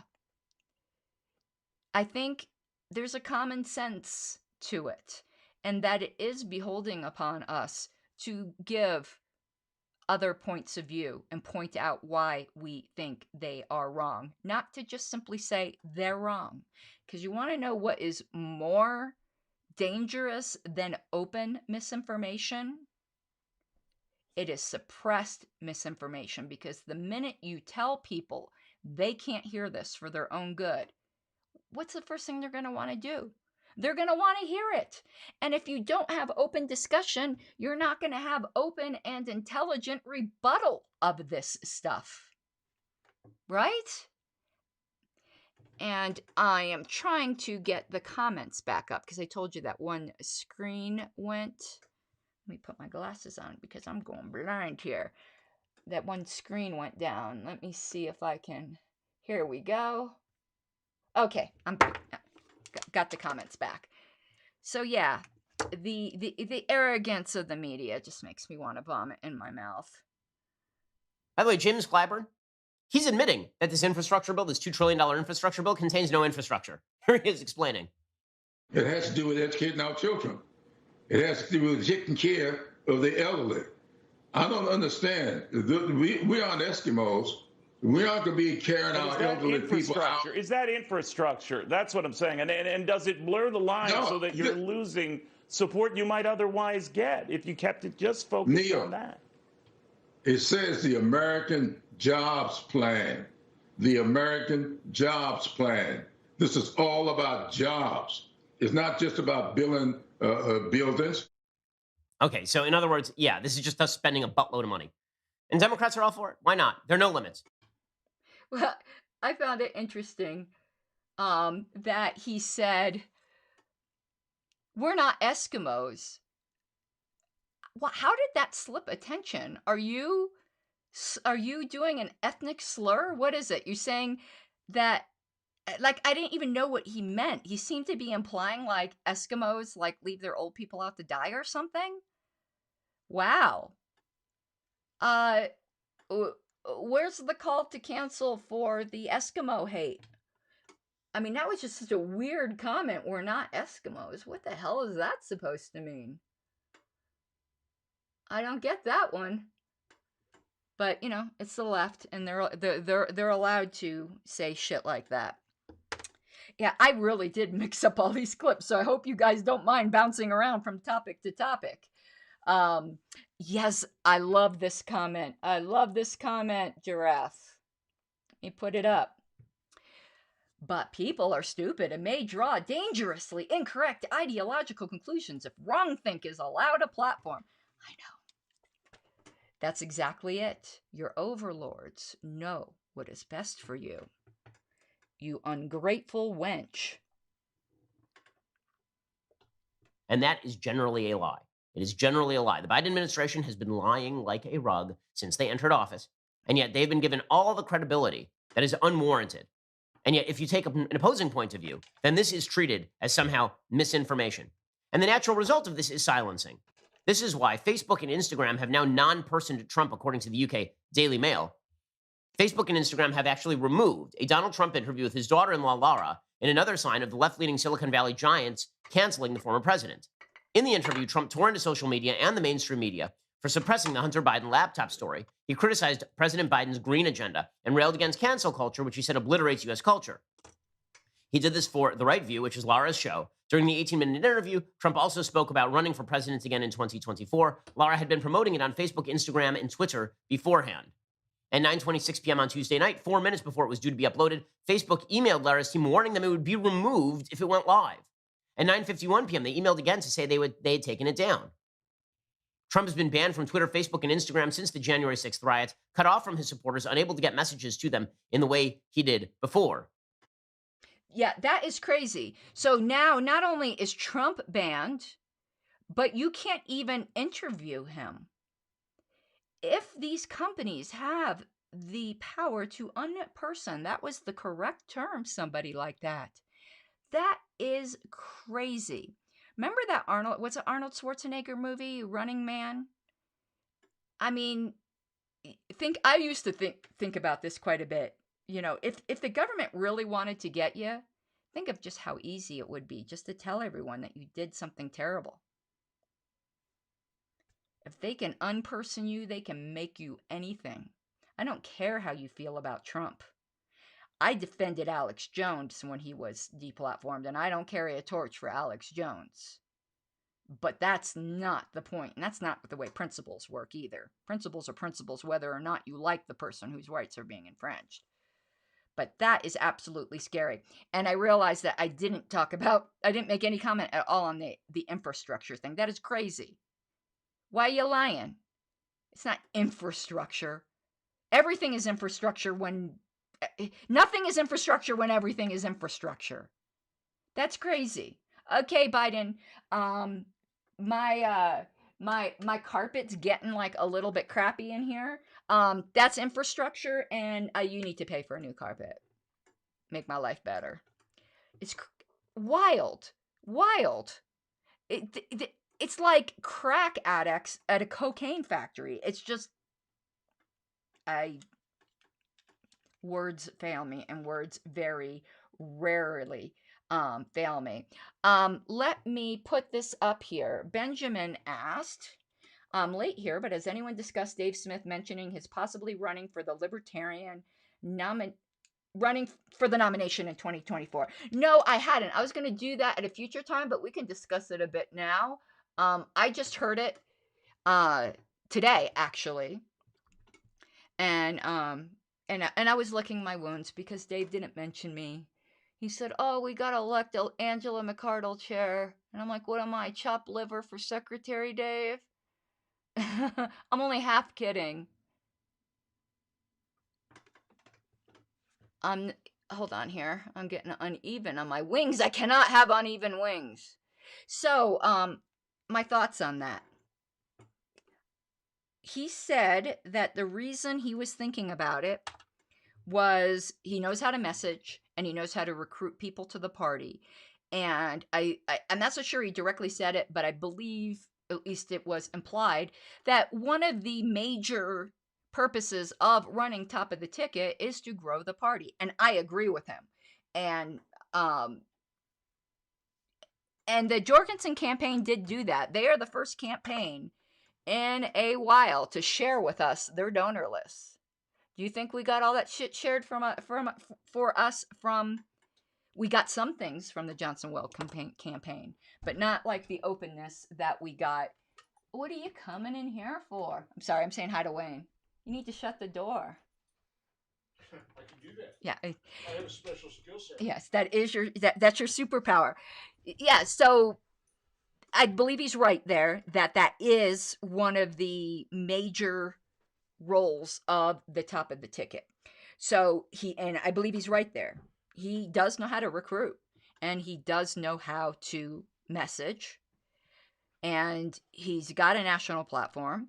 He's been on major media more than any of our, except for perhaps Johnson Weld. They did get a decent amount of attention, but he's already been on Kennedy numerous times. He's already been on Joe Rogan numerous times.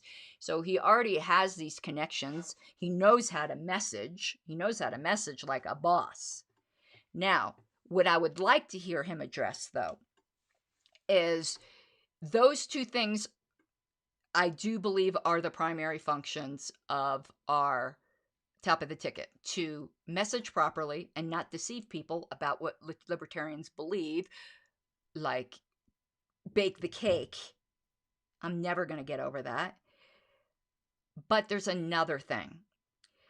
In some states, our ballot access is completely tied to, it's not the majority of states, but in some states, and I'm going to find out exactly which ones before I discuss this more specifically in a future episode, but in some states, our ballot access is directly tied to us getting a certain minimum percentage in that state. So, in at least that respect, you cannot only think about growing the party membership and getting the message out to bring the libertarian movement into the Libertarian Party. Sometimes to hit those percentages, you do got to get Joe Normie to vote for you too. And I would like to hear his plan for that. I would like to hear that he recognizes that. Now, I know he wasn't given an official announcement, and I don't expect it to cover every single base, but that is something he's going to need to address. And assuming he can adequately address that, I'm here for it. I'm totally here for it. I'm a huge Dave Smith fan. So, yeah, I'm here for it. And it's really hard to have an opinion because you don't know who else is running.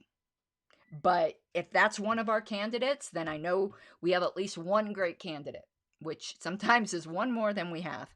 I do believe I have, and let me share something with you guys that you might not know. The LNC has no inside track on who our nominees are going to be and who, in fact, might be running. We do not recruit people to run. We are very, very hands off with that whole thing. So anything I'm saying here is not derived from any kind of special knowledge I have as an LNC member. None. I probably have less knowledge than people out in the field who are actively recruiting candidates would have. But I personally believe that there's a very, very, very good chance that Justin Amash will be running in 2024. And that it presents a different skill set or package that the delegates are going to have to decide what they want more of. You know, there's obviously the traditional credibility from a former congressman. But do I think Justin Amash can message like Dave Smith? No. I like Justin Amash. I don't think he yet has a really solid libertarian message. And what I mean by that is he's a libertarian. I don't play the who's a libertarian, who's not a libertarian game. I just think that's dumb. But I don't think he has yet enough of our culture to get that, like, you know, that you're pouring on the extra helping of the libertarian spice, you know, that when you hear it, you're like, damn, that's a libertarian, you know, rather than a libertarian things that a Republican could say. I'm not saying he's a Republican, but I am saying that a lot of the libertarian things that he says, some Republicans could also say, and we need more than that. But we've got years for that, don't we? I think he learned his lesson when he went after the anarchists on Twitter, and he got, like, I kind of felt bad. Well, maybe not. I did. I kind of felt bad, and I kind of didn't. Because, like, when I first read it, like, I was pissed off. And then when I saw, like, how thoroughly, like, he got pounced on, then I felt bad. Because he's a cutie pie. But, yeah, hopefully he learned his lesson with that. And that would be my first question to him or his campaign staff. Is he going to have that kind of divisive messaging? He doesn't need to love the fact that there's anarchists in the party. He does not need to love anarchy. He just needs to not be divisive about it. That is such an obscure topic that it is not difficult to run a campaign and have that topic never come up, and it's probably best it doesn't. Just like I don't think if Dave Smith runs that he should be putting his anarchy front and center. It's easy to run a campaign without making that a central focus, either good or bad. So if Justin Amash beefs up his messaging, you know, to get that libertarian fire in his belly, that uniquely libertarian, that's what I'm trying to say. There's certain libertarian things you can say that Republicans can say, and there's certain libertarian things you can say no Republican would ever say. And that's the kind of libertarian things I want him to start saying. I think he believes them, or at least a good portion of them, but I'm not so sure yet he's confident enough to actually say them. Like, I'd like to really hear him talk about full drug relegalization. You know, that's like a hardcore libertarian issue. Almost, except for like the really religious right types. Even Republicans today are for pot legalization. Don't talk about that. That'll just put me, yawn, boring, old news. So let's see. If we end up having to choose between Dave Smith and Justin Amash, no matter which way we go, I think we'll be kicking ass. But there will be candidates we haven't even considered. But I can tell you, I'm tired of Republican retreads. And by the time 2024 comes around, Amash would no longer be a Republican retread. He'd have 4 years to get the Republican stench off of him. What I mean by Republican retread is somebody who just left the party and then they're the Republican Party and then are trying for our highest office. Though it wouldn't have bothered me because, again, I adore Justin Amash. I don't have as big of a political crush on him as I did on Gary Johnson, but if he had ran last time, I would have been very happy, though he wasn't ready, and he would have been a Republican retread. But, you know, Gary Johnson came from the Republican Party, and I certainly wouldn't call him a retread. The Republican stench is way off of him. Now, Weld is another matter. I don't know what stench is on him, but whatever it is, there ain't nothing that could wash that off. How'd I get on Weld? But anyway, yeah. So, short answer, Benjamin. So that's probably more than you wanted to hear. I'm here for it. I hope he does. I hope he does. I think it would elevate, the libertarianify the discussion. I do not think weak milquetoast messaging will be allowed to slide by if he throws his hat in the ring. And I'd be very interested if he would be choosing a running mate or do, because, you know, we do elect them separately, or whether he would do like Joe Jorgensen and just say, let the delegates decide. Okay, I think I got to pull these off, and this is painful, so hold on. Ah! Shit.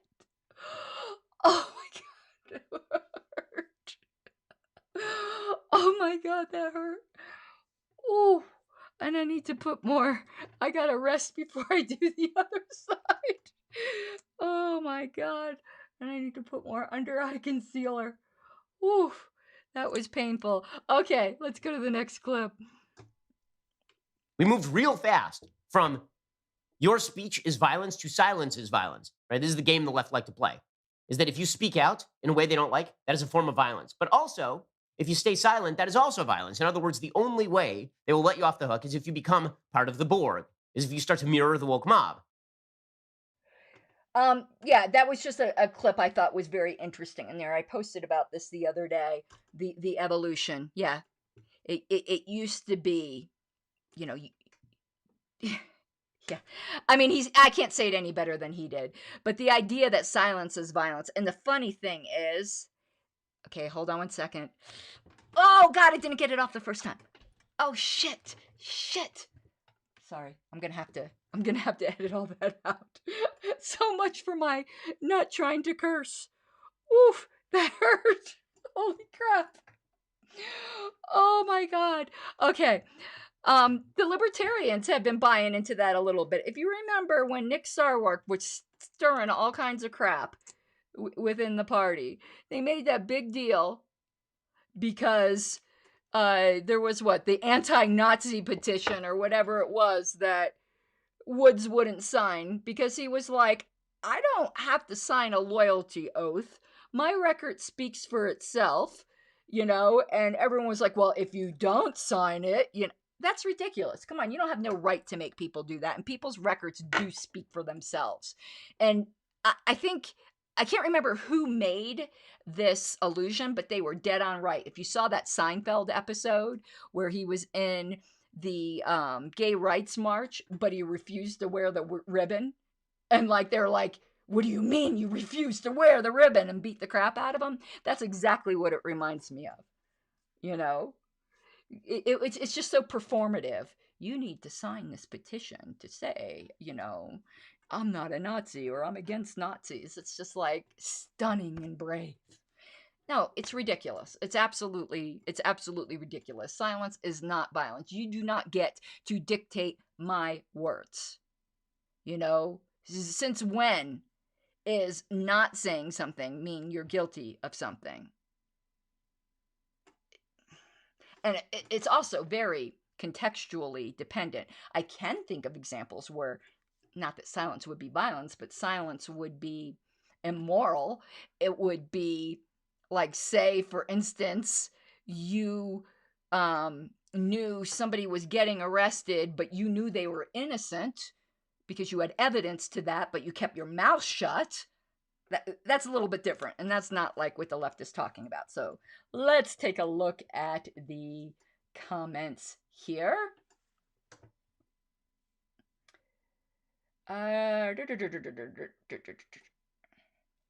Okay, yes, here. Objectors also predicted accurately that the mainstream media would use the anti-racist oath to lambast the party and portray it as racist. Exactly. Why would you need to sign an oath? You guys have that much problem with racists that you actually like need people to sign to it? When's the I don't beat my wife petition coming out? Where's the I swear I wash my hands when I leave the bathroom? I'm not sloppy like Poppy. And bonus points for anyone who got the sloppy like Poppy reference. That bonus points. So yeah, you are absolutely correct there. And Daniel has a question. How many LP factions are there nowadays? I believe the factionalism is overrated. There's always been two, with gradations in between. There is the moderates and the radicals. Now, of course, somebody could fall a little bit more towards one than the other, but those are the only two, and they've existed since the beginning of time. A lot of moderates do call themselves pragmatists. Pragmatism is not the same as moderatism. Being moderate, I've said this a million times. Being a moderate is an ideology. Pragmatism is a methodology. They're not the same thing. You can be a pragmatic moderate, but you can also be a pragmatic radical. Methodology is not exclusive to any one ideology, and it makes it confusing because radical, that term, is kind of like the term Jewish. Jewish can be a race where you don't have any religious beliefs at all, but it also can be a religion where you might not have any ethnic Jewish blood. Radicalism is kind of the same way. Radicalism is both an ideology and a methodology. So you can be an ideological radical, but a methodological pragmatist. Anyway, those are the only two factions.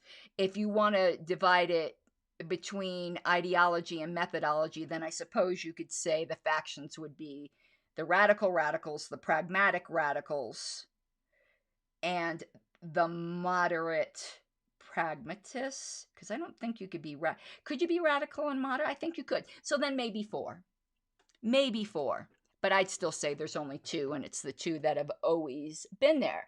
And now we've got a makeup question. Val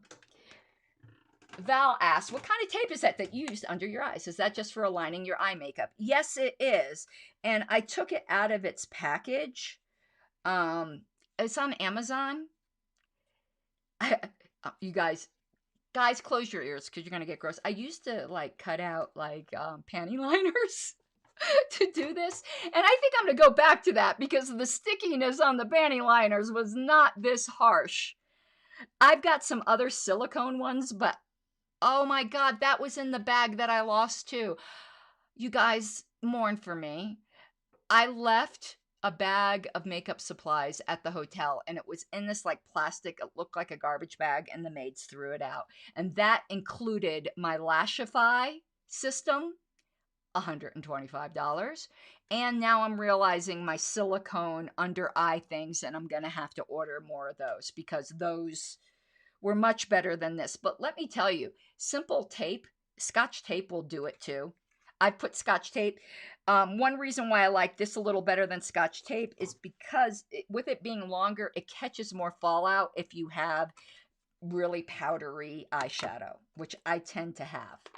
But yeah, you can find all kinds of these. They're just called eye shields, I think. This isn't the box they came in, so I don't remember the brand. So hopefully that helped. Thanks for asking, but don't put them so hard on your face like that. Okay. Since Wikipedia, Daniel says Wikipedia says 5 factions. If you could put into chat, Daniel, the 5, I'd be curious because maybe I agree. I think they probably would consider anarchists and menarchists separate factions, and I would not. Because maybe no, I would not. Because I know radical menarchists. And there's no such thing as a moderate radical, but I do know radical menarchists. And even Rothbard mentioned that, such as Nock, who wrote The Enemy, Our State. Okay, so Daniel says anarcho-capitalists, classical liberals, green libertarians, I don't know what that is, menarchist, libertarian, socialists. Okay, I'm going to make some enemies here.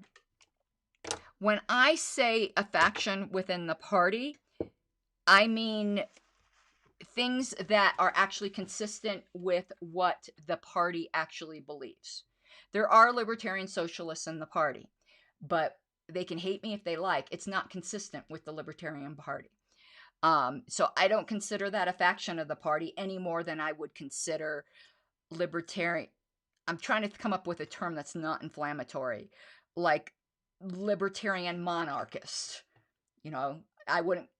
Fine, okay, if that's what you believe. I don't tell you people what you believe, but monarchy is not compatible with libertarianism, so that's not a faction. That's just people not understanding. There's Now, if you're talking about quote unquote voluntary socialism, that's not socialism, that's communitarianism, and there's a word for that. It's just called being a libertarian. Socialist moniker not required.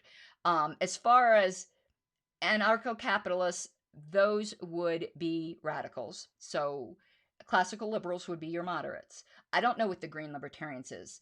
Minarchists could be either moderates or radicals. And libertarian socialists or socialism isn't compatible with the Libertarian Party, but whatever other beliefs they may have, be they anarchist, minarchist, or whatever, they would fall into radical or moderate. So I think my classifications are much cleaner, because those divides are overlapping, and I don't think overlapping, putting forth groups that are overlapping isn't really then factions, is it? And Wikipedia in general is trash when it comes to the Libertarian Party. Let me give you an example. Go look up the Dallas Accord on Wikipedia. That article is trash. Then go look at the edit history and see how that article used to be good. The reason it's trash is because they will not allow the person who had done the most primary research on it to write. And that was me. I've done more primary research on that topic and the statement of principles than anyone presently alive, I believe. But because it's original research, they wouldn't allow it. So they can kiss my libertarian ass. If you want a good article on the statement of principles in the Dallas Accord, go to Lpedia. So Dave says, it's interesting how the radical factions evolved over time. The current iteration seems quite a bit different from the radicals of the 1970s. Yes and no.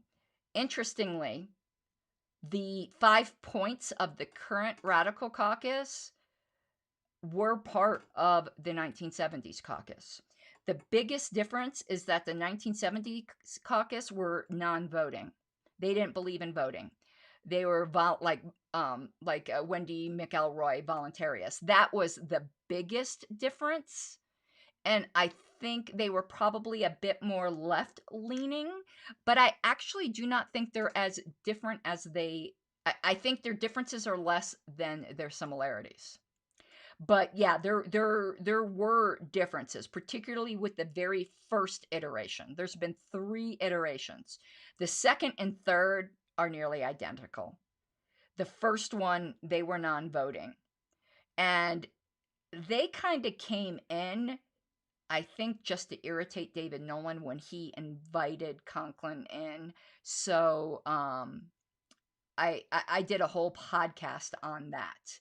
The original, and Dave says the original radicals seem to be anti-party. They were people from SLAM, which was the Student Libertarian Action something. I forgot what the rest of it was. I just got an old pamphlet from them, by the way. I bought it. Yeah, they were very anti-party, and I do think they were there just to be an irritant to David Nolan. If I remember when I clipped this stuff out for like highlight clips, I'll try to put the clip to where I talked about the differences, because I went right into that. Okay, and Daniel says Green Libertarians as an ecologically minded. I don't see that as a separate faction at all. And I could see you be someone being a radical or a moderate. So I have a feeling that whoever put that into that article happened to be somebody where that was their particular wheelhouse or particular obsession and decided to make it a faction. And for some reason, Daniel interpreted something that I said to say the Lockean proviso is not libertarian. Depends on how you define it. I'm not sure what you're getting at with that. That might be an interesting entire episode. So without knowing how you define it, I can't really comment. As I define it, no, it's absolutely libertarian. I do think it's misused a great deal, however. And I think libertarian theology, I almost said theology because I'm so used to religion, ideology has evolved quite a bit beyond Locke. I think Locke had a lot of great ideas, but I don't worship him like Jesus or anything like that. So my understanding of the Lockean proviso is absolutely libertarian, but I've seen some distortions of it. And Elastic Giraffe says, my impression is that there's a lot fewer agorists on the anarchist side and a lot fewer objectivists on the minarchist side. I know a ton of agorists. In fact, Elastic, I just proposed, and I ripped it off from Minnesota, no such thing as IP, thank you very much, an agorism plank, I don't know if it'll pass, to the LPCO platform. Because there are so many agorists. The objectivists have pretty much abandoned the Libertarian Party. So there's a lot fewer objectivists everywhere. I don't think I even know a objectivist in the party. Like, I don't think I know one. I mean, maybe I do, and they just don't make a big deal out of it, but I can't think of any objectivists that I know. Okay, let's see what we got next. And that is that people on the right who are focused on the culture wars are people who are not focused on the real issues. And I think what these people fail to appreciate is that the culture war is the real issue. It really is, because culture is upstream of politics. And if you think that simply fighting in favor of particular forms of voter bills or fighting in favor of particular views of economics is enough, that is absolutely wrong. And the reason it's absolutely wrong is because the culture around us is changing. That's a very interesting comment. I don't agree with them fully. I agree with them that culture is upstream of politics. And that's why I said we're a social movement under the guise of a political party. And I like to say that sometimes just to be a little, what's the word? Provocative. I mean it, but I say it a little bit more provocatively than I mean. But there's a lot of truth to that. But I think he is missing the real point. I drank that Mountain Dew too fast. I'm like having the burp.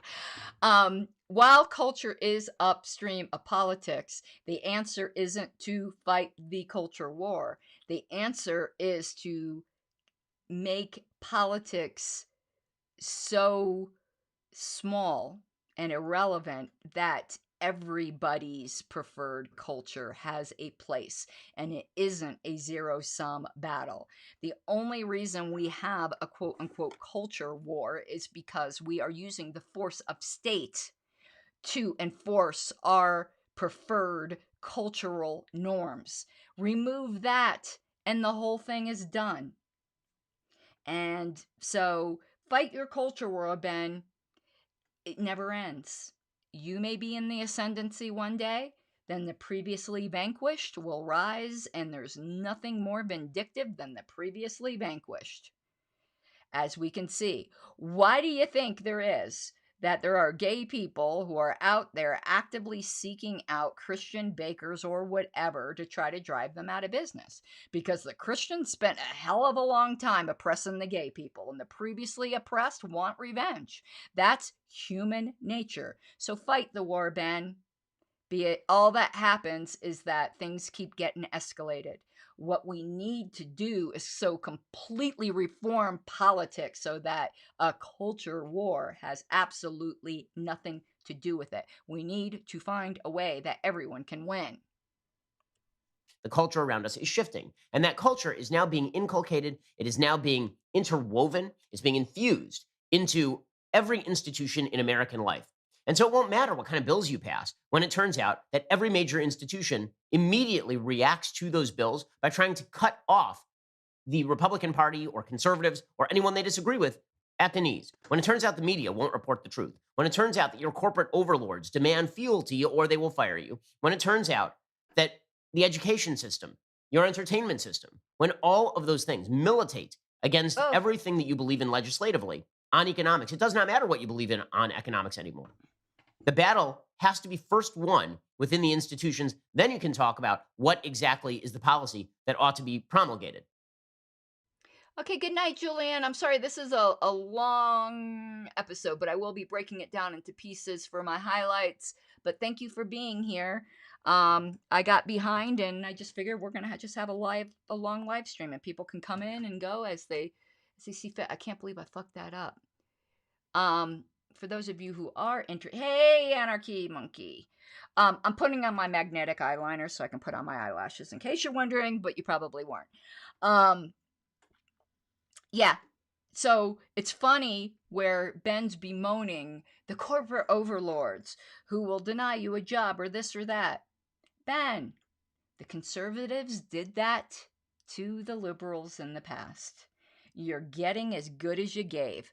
I don't think it's right, but I also don't think you have much spot to complain, because I remember when the righteous Christians were trying to get Ellen DeGeneres fired from her makeup advertisements with JCPenney's because, God forbid, she wasn't straight.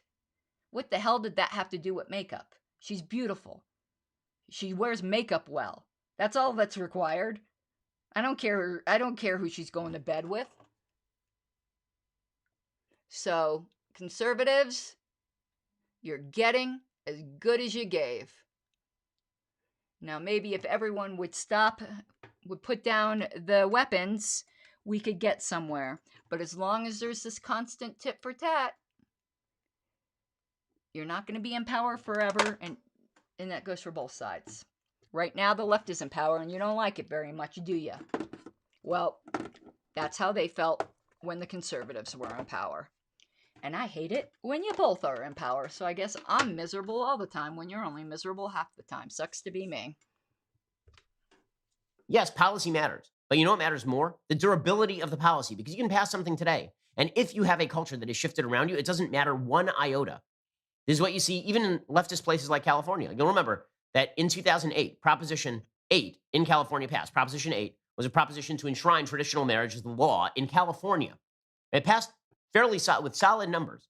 And within a few years, anybody who had even supported Proposition 8 was being thrown out of a job. Brendan Eich over at Mozilla Firefox famously supported Proposition 8. By the way, so did Barack Obama at the time. He was in favor of traditional marriage. And yet, within just a few years, even having supported it, even though it was a majority position in 2008, meant that you are now some sort of societal pariah. So when people on the right say, why are we fighting the culture wars? It's a distraction. It's a distraction from the real issues. No, the culture war is the real issue, and all of the legislation is an outgrowth of the culture wars. No, it's not the real issue, Ben. The real issue is that government is too big, and it's not limited to the bare minimums of what government, if it should exist, should be. If all the government did was enforce contracts, so in other words, courts, police, military, then none of that would matter. None of it. Why were you even concerned about laws with gay marriage? How the is that your business? And yeah, that was ridiculous what the left did going after people like that. I'm just trying to get this. It takes a long time for this magnetic liner to dry. And tell you what, I thought it was so ridiculous that I did put my actions where my mouth is, and I have never used Mozilla Firefox since. Because I thought what they did was completely and absolutely shitty. And how many years has that been? I still haven't used them. I used to have a website that on every single page, and there were hundreds of pages, that said this site is best used on a browser that doesn't suck like Firefox. And I didn't mean suck like Firefox. I worded that wrong. I was recommending Firefox rather than Internet Explorer, which I called Internet Destroyer, which sucked. That's like, I used to be a huge Mozilla fan. They pulled that shit, done. And it's been years, and I still haven't used them, and I will not, because that was a shitty thing to do. Anyway, yeah, but it should be irrelevant. It should be absolutely irrelevant. You stop making culture and politics coextensive, and there will not be those wars. Now, this is nothing new. You've seen the left attempt to do this before. The NCAA attempted to remove basketball games from North Carolina when a bill passed that would have prevented localities from allowing biological men into women's bathrooms. Okay. Well, why are you trying to dictate what private businesses do? They can let into their private business bathrooms whoever they want to. What is this freaking obsession about bathrooms? I just don't get it. But it's funny. He's complaining about the left, and I'm keeping my eyes closed because I don't want to get this eyeliner all over the place. So he's complaining about the left leveraging corporate power to punish states that were using the force of government to try to impose their cultural norms on other people. Seems like you two were just in a game of mutually assured destruction. I don't feel sorry for either damn one of you. This is Jim Crow on steroids, what they're doing in Georgia and 40 other states. That is such a despicable statement. Jim Crow, as in like black people and white people can't use the same water fountains? As in like, you know, let's unofficially allow people to go and terrorize black people so they can't vote? You know how disgusting it is that this perverse elderly gentleman keeps suggesting that what is happening in Georgia is in any way akin to Jim Crow? It's an absurdity at the highest level. Okay, let me just get this on here.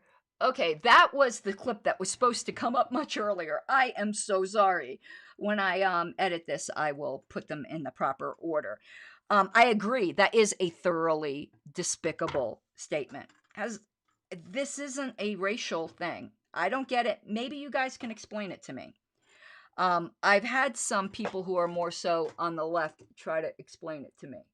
And they said that voter ID laws are voter suppression and racist because low-income people, which are disproportionately represented by minorities, don't have crap. I hate whenever I do this magnetic liner, it just gets all over the place. Look at this. Oh my God, I'm fucking it all up. That they don't have the time to stand in lines and get these IDs because a lot of them are working multiple jobs or jobs that really don't give the luxury of having time off and things like that. But the thing is, I just don't buy that because these jobs, however undesirable as they might be, you usually have to have an ID to get those jobs. You can't get a job at McDonald's without an ID. I just do not see how this is racist. Now, I'm going to say something that people are going to disagree with me on. Because they're making it, I wish they would just say the quiet part out loud, because I think what they're getting at, and I think we all know this is what they're getting at, and if I were a black person, I'd be really freaking offended that they thought I couldn't, that the great white savior is saying, I can't get an ID. Black, you know, that would just offend the living hell out of me. Man, I need a fan or something to, let me do this again to try to dry this. So, and I'm going to look at comments in a minute when I can open my eyes again. So I don't get it. You want to know what this is really about? I believe it's about letting undocumented immigrants vote. And I wish everyone would just be honest. And here's where I'm going to say something that people are going to get really mad at me. I don't care if undocumented immigrants vote. They're subject to the laws of this country, and as long as you're going to be subject to them, you should have a say in them. I don't think there's some magical thing that happens just because you popped out of a vagina on this side of a border rather than another.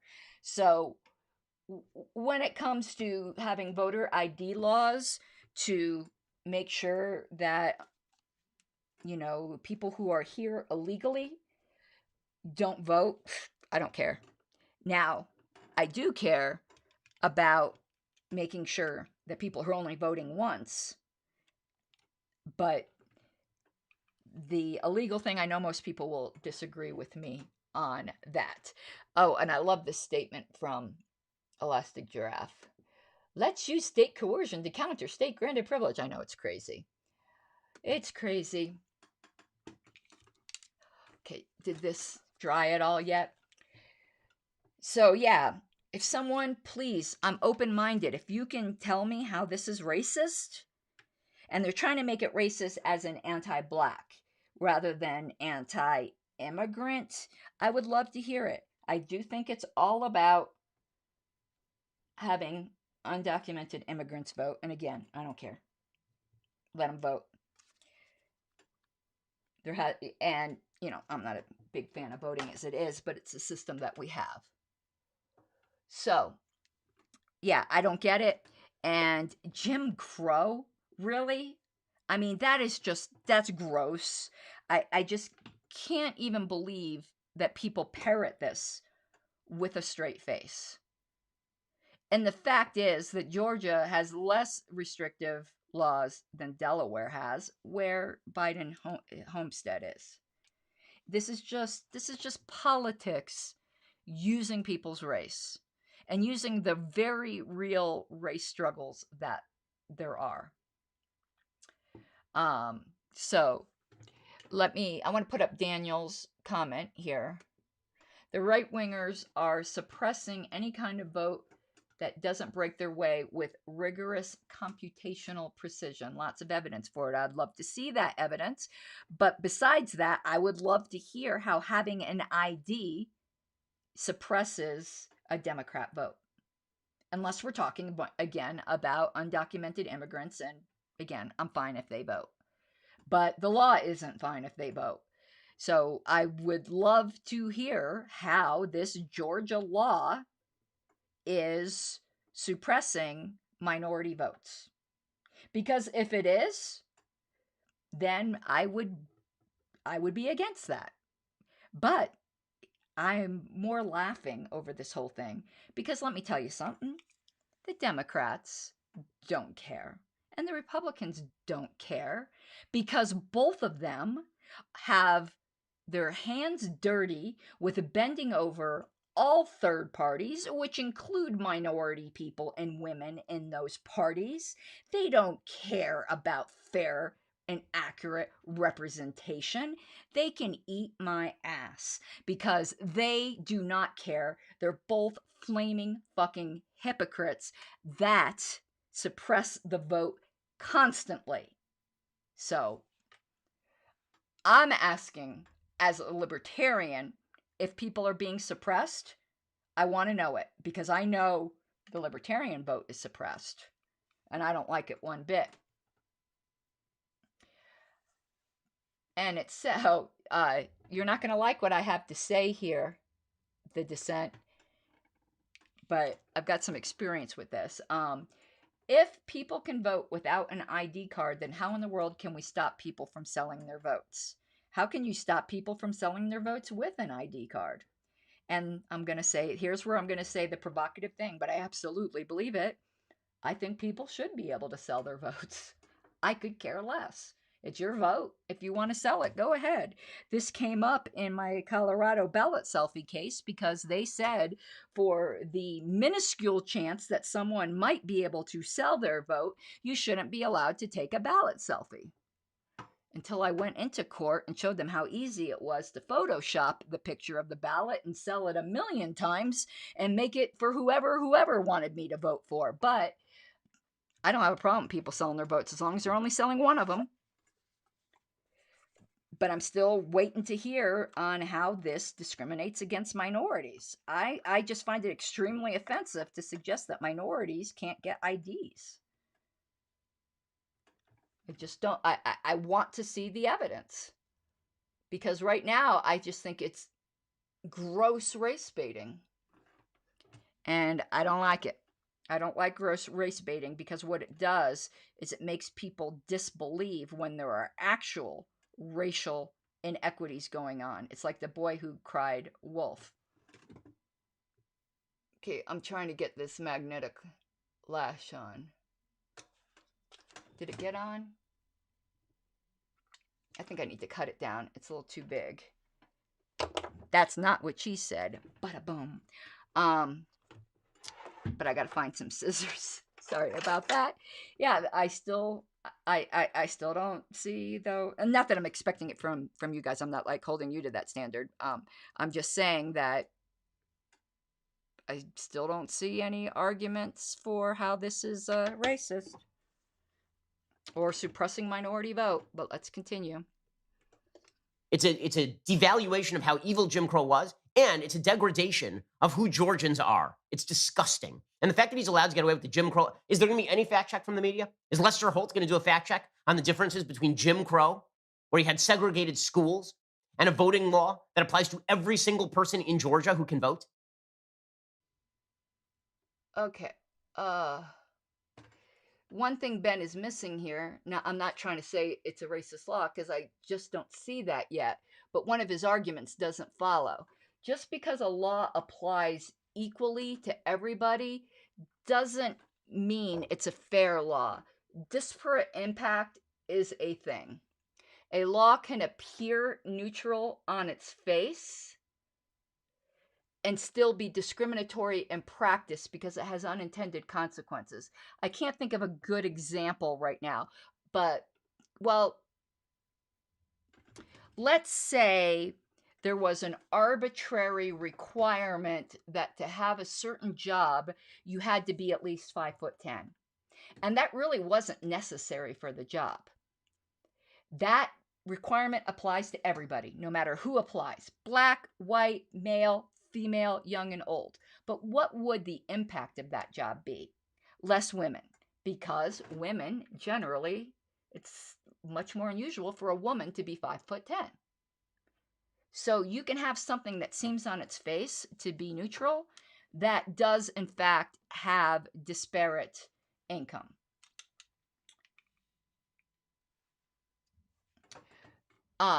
So let's continue.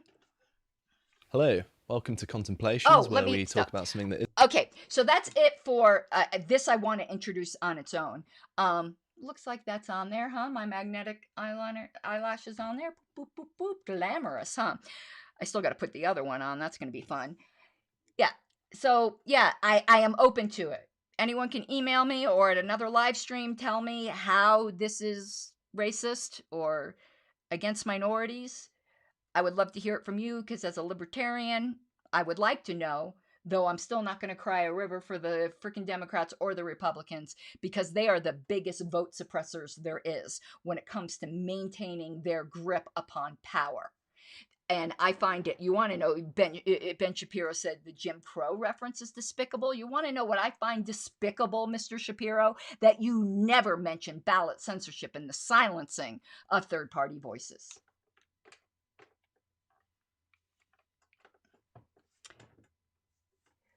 Okay, Daniel, I just saw what you said. I will watch it. I need to, let me say it out loud so that if I forget the name that I can just listen back to here. Daniel recommended watching Rigged, the voter suppression playbook, and he says it's on YouTube. I will watch that, and I'll let you know my opinion after I watch it. Okay, this next thing coming up is a episode of The Island of the Lotus Eaters, which is the new Sargon of Akkad project. But he's not the only one, and he's not in this video. This is some other host. It's a whole group of people, but it's kind of like his company, from what I understand. And some people will immediately hate it just because of, and that reminds me, there's a Blair White thing I want to discuss. Another person that I guess we're all supposed to hate. I don't like everything she does, and I like some things she does. And to be honest, I'm a jealous bitch because she is more beautiful than I am. But anyway, I got distracted. So it's a long form, more, I guess it's intended to be more intellectual. The reference of the Island of the Lotus Eaters comes from a piece of classical fiction, one I'm not familiar with. They explained it before and I forgot. I don't like the name. I think it's kind of pretentious, but it is what it is. So this is two gentlemen where they have, I think it's called Reflections, where it's just these two guys rapping back and forth. And what they're talking about this time is alternative voting systems, or I think actually the title was something to the extent of, does the voting system kind of determine the outcome? And I thought that was fascinating. So I watched it and took out some clips, but these guys are like so mellow the way they talk. Drink some caffeine or sniff some coke or something, because just with how mellow they are, they will put you to sleep. But let's take a listen. And this first part is just the intro. I'm sorry I have to start and stop so much, but otherwise YouTube will get me for copyright. Ooh, go back. Hello, welcome to Contemplations, where we talk about something that isn't necessarily current news, and we go into it in depth, and quite often it is something that we believe is of interest and of value. Okay, yeah, that was just the introduction, but you can see his very mellow voice. It is almost like, you know, I don't know. I can't even describe it. It's like, hello, come on in, drink some tea. You know, it's just so mellow. But anyway, let's continue. Now you know what this is. I suppose I may as well explain myself.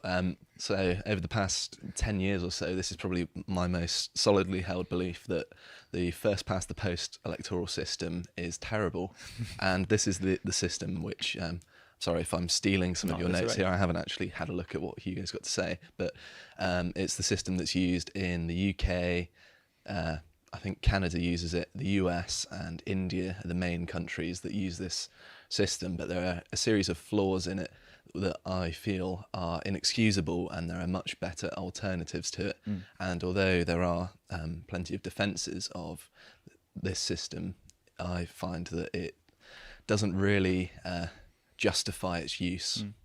Yeah, I mean, you mentioned some of the countries that use it, and actually there's a lot of countries that use it. There are a lot of them in Africa, and if you look at the world map, most of them are from the former British colonies. That's what I was going to say. I didn't want to kind of go through a tedious list of every single one, but it's isn't that's it the common denominator. Yeah, it's kind of Southeast Africa, that kind of band. Okay. I thought that was really interesting, and Elastic Giraffe had it exactly right. It's political ASMR.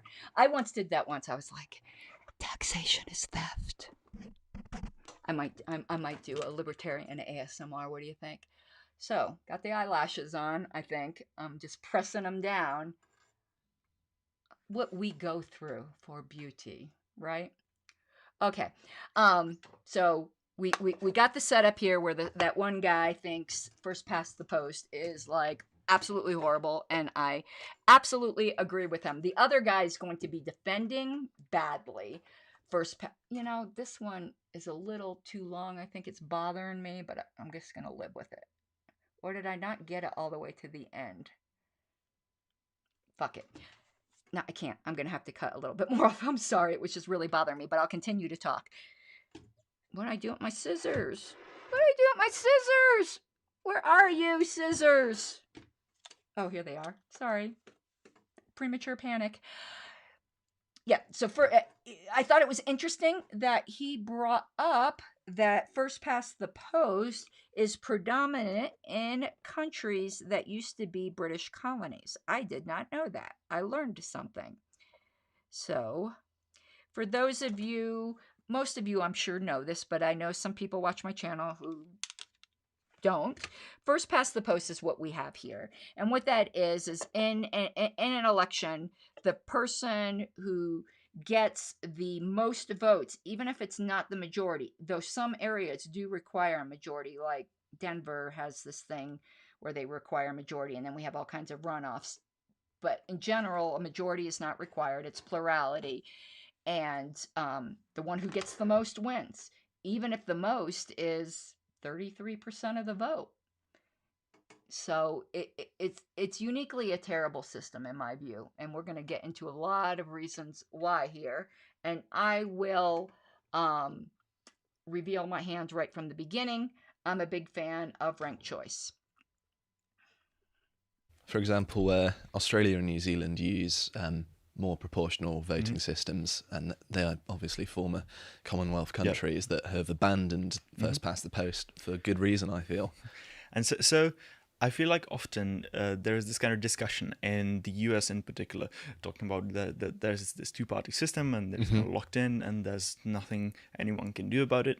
And I think maybe there's just my misconception, but the way I feel that this discussion often goes is something like, we have the Democrats, we have the Republicans, and we don't have a third party because no one is trying hard enough with a third party to actually be successful, right?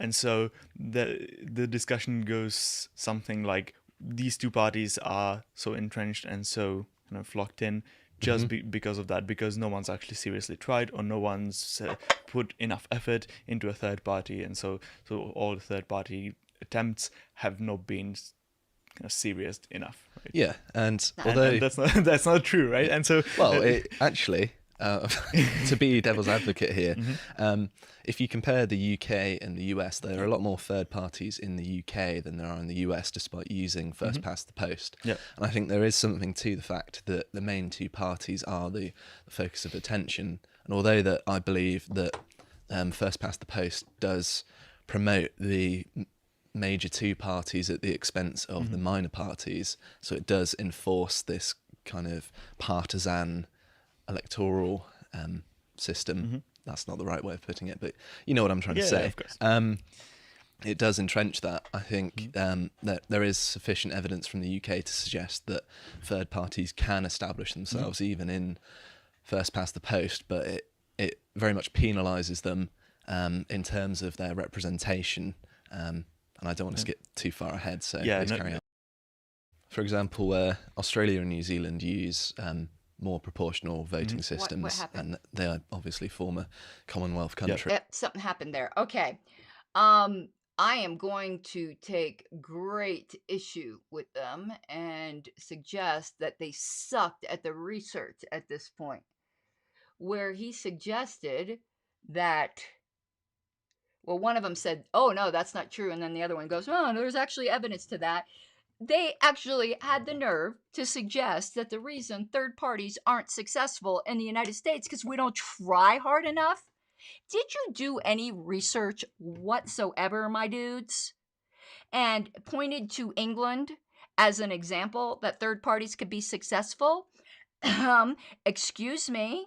Do you know the difference between the ballot access laws in Great Britain and the United States?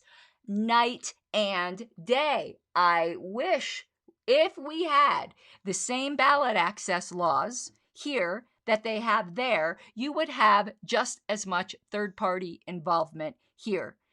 Obviously, first past the post keeps necessarily from having great success in necessarily electing a great many people, but to claim that there's just not as much third-party involvement in the US than in the UK because we're just not trying hard enough.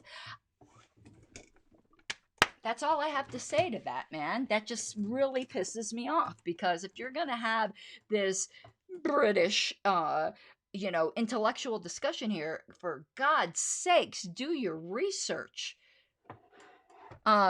Richard Winger told me, let me see if I have his email, what ballot access, what you need for ballot access in Great Britain. Let me see if I can find that email. But it was like ridiculously easy. And if I looked that up, he could have looked that up. I should have had the email, though, pulled up. Am I about to lose charge here? No. Let me see here. That's... one sec, I'm looking in the wrong email. My secretary email. Nolan Archive. Huh. I don't know what I did with it. Let me search for Britain in here. But night and day. Here we go. Ballot access in Great Britain. I actually did my research. To run for the House of Commons, a candidate needs 10 signatures and a fee of £500. If he or she gets 5% of the vote or more, the filing fee is returned. Oh my God, 10 signatures! How many of you libertarians think that sounds kind of wonderful? So you're saying we're just lazy, that's it?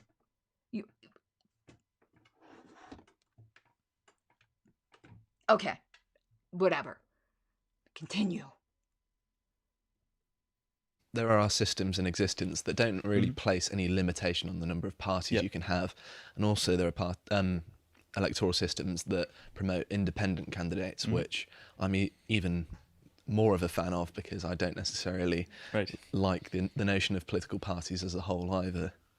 Although I find them pretty useful, I think people voting for the candidate that represents them makes far more sense, and I feel like people rely on political parties as a crutch to presume things about the candidates that stand for them that they may not otherwise have thought if they actually looked into what the candidate they're voting for believes. Yeah, it can be a useful shortcut for people who don't want to get involved in it, right? I can understand. Yeah, sure.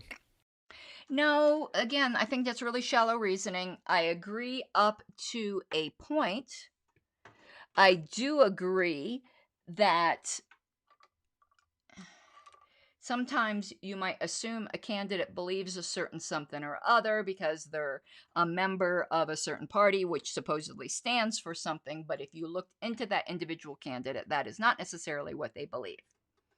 However, up to a point that really doesn't matter, because there is the reality of the party machine and the party coalition, which does in fact have a certain trajectory. So I do think it serves a certain purpose, which the other guy had said.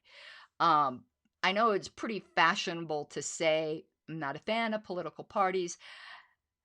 I think it's extraordinarily useful. Almost like if you want to make kind of a weird analogy, that on some professions where unionizing is something that's very beneficial.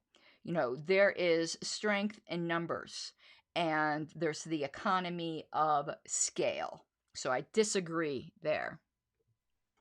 And so that first example, the two-party system that is produced by the first past the post electoral system, and how is that actually produced, right? Because some people might not know how that process actually goes. Sure. So in the first round or in the first elections, you might have a lot of parties that are trying to win power, and let's say that we're looking for one winner of that party. So it might be a presidential election, might be an election for an MP that is, or a congressman that is in one constituency. So we have one constituency, and that elects one person to the parliament, right? Mm-hmm. And so in that kind of environment, where you can have the first past the post system, and that what it does is it's either it can say either it can say whenever someone has more than 50%, then they get elected. But what it usually is that when whoever gets the most votes gets elected, right? Yeah. So it's just one person, one vote, and you can just like check the box with the candidate that you prefer, and then whoever gets the most, then that wins. Like that's simple, right?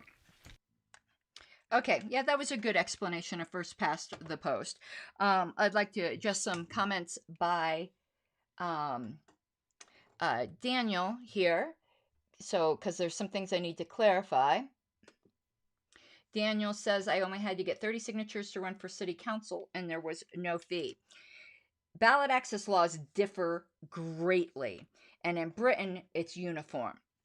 There are some areas where ballot access is very easy, particularly for local races like city council. But you notice the example I gave for Britain was the House of Commons. So I would be interested in your area what the equivalent would be for either state legislature or federal. I would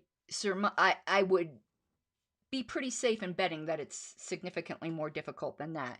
Though that's not true everywhere. For instance, in Colorado, we have automatic ballot access here. We have one of the easiest ballot access in the country. We don't have to pay anything, and we don't have to get any signatures. That's unusual. You want to see some really screwed up ballot access, talk to people from Ohio, talk to people from Oklahoma, talk to people from Texas.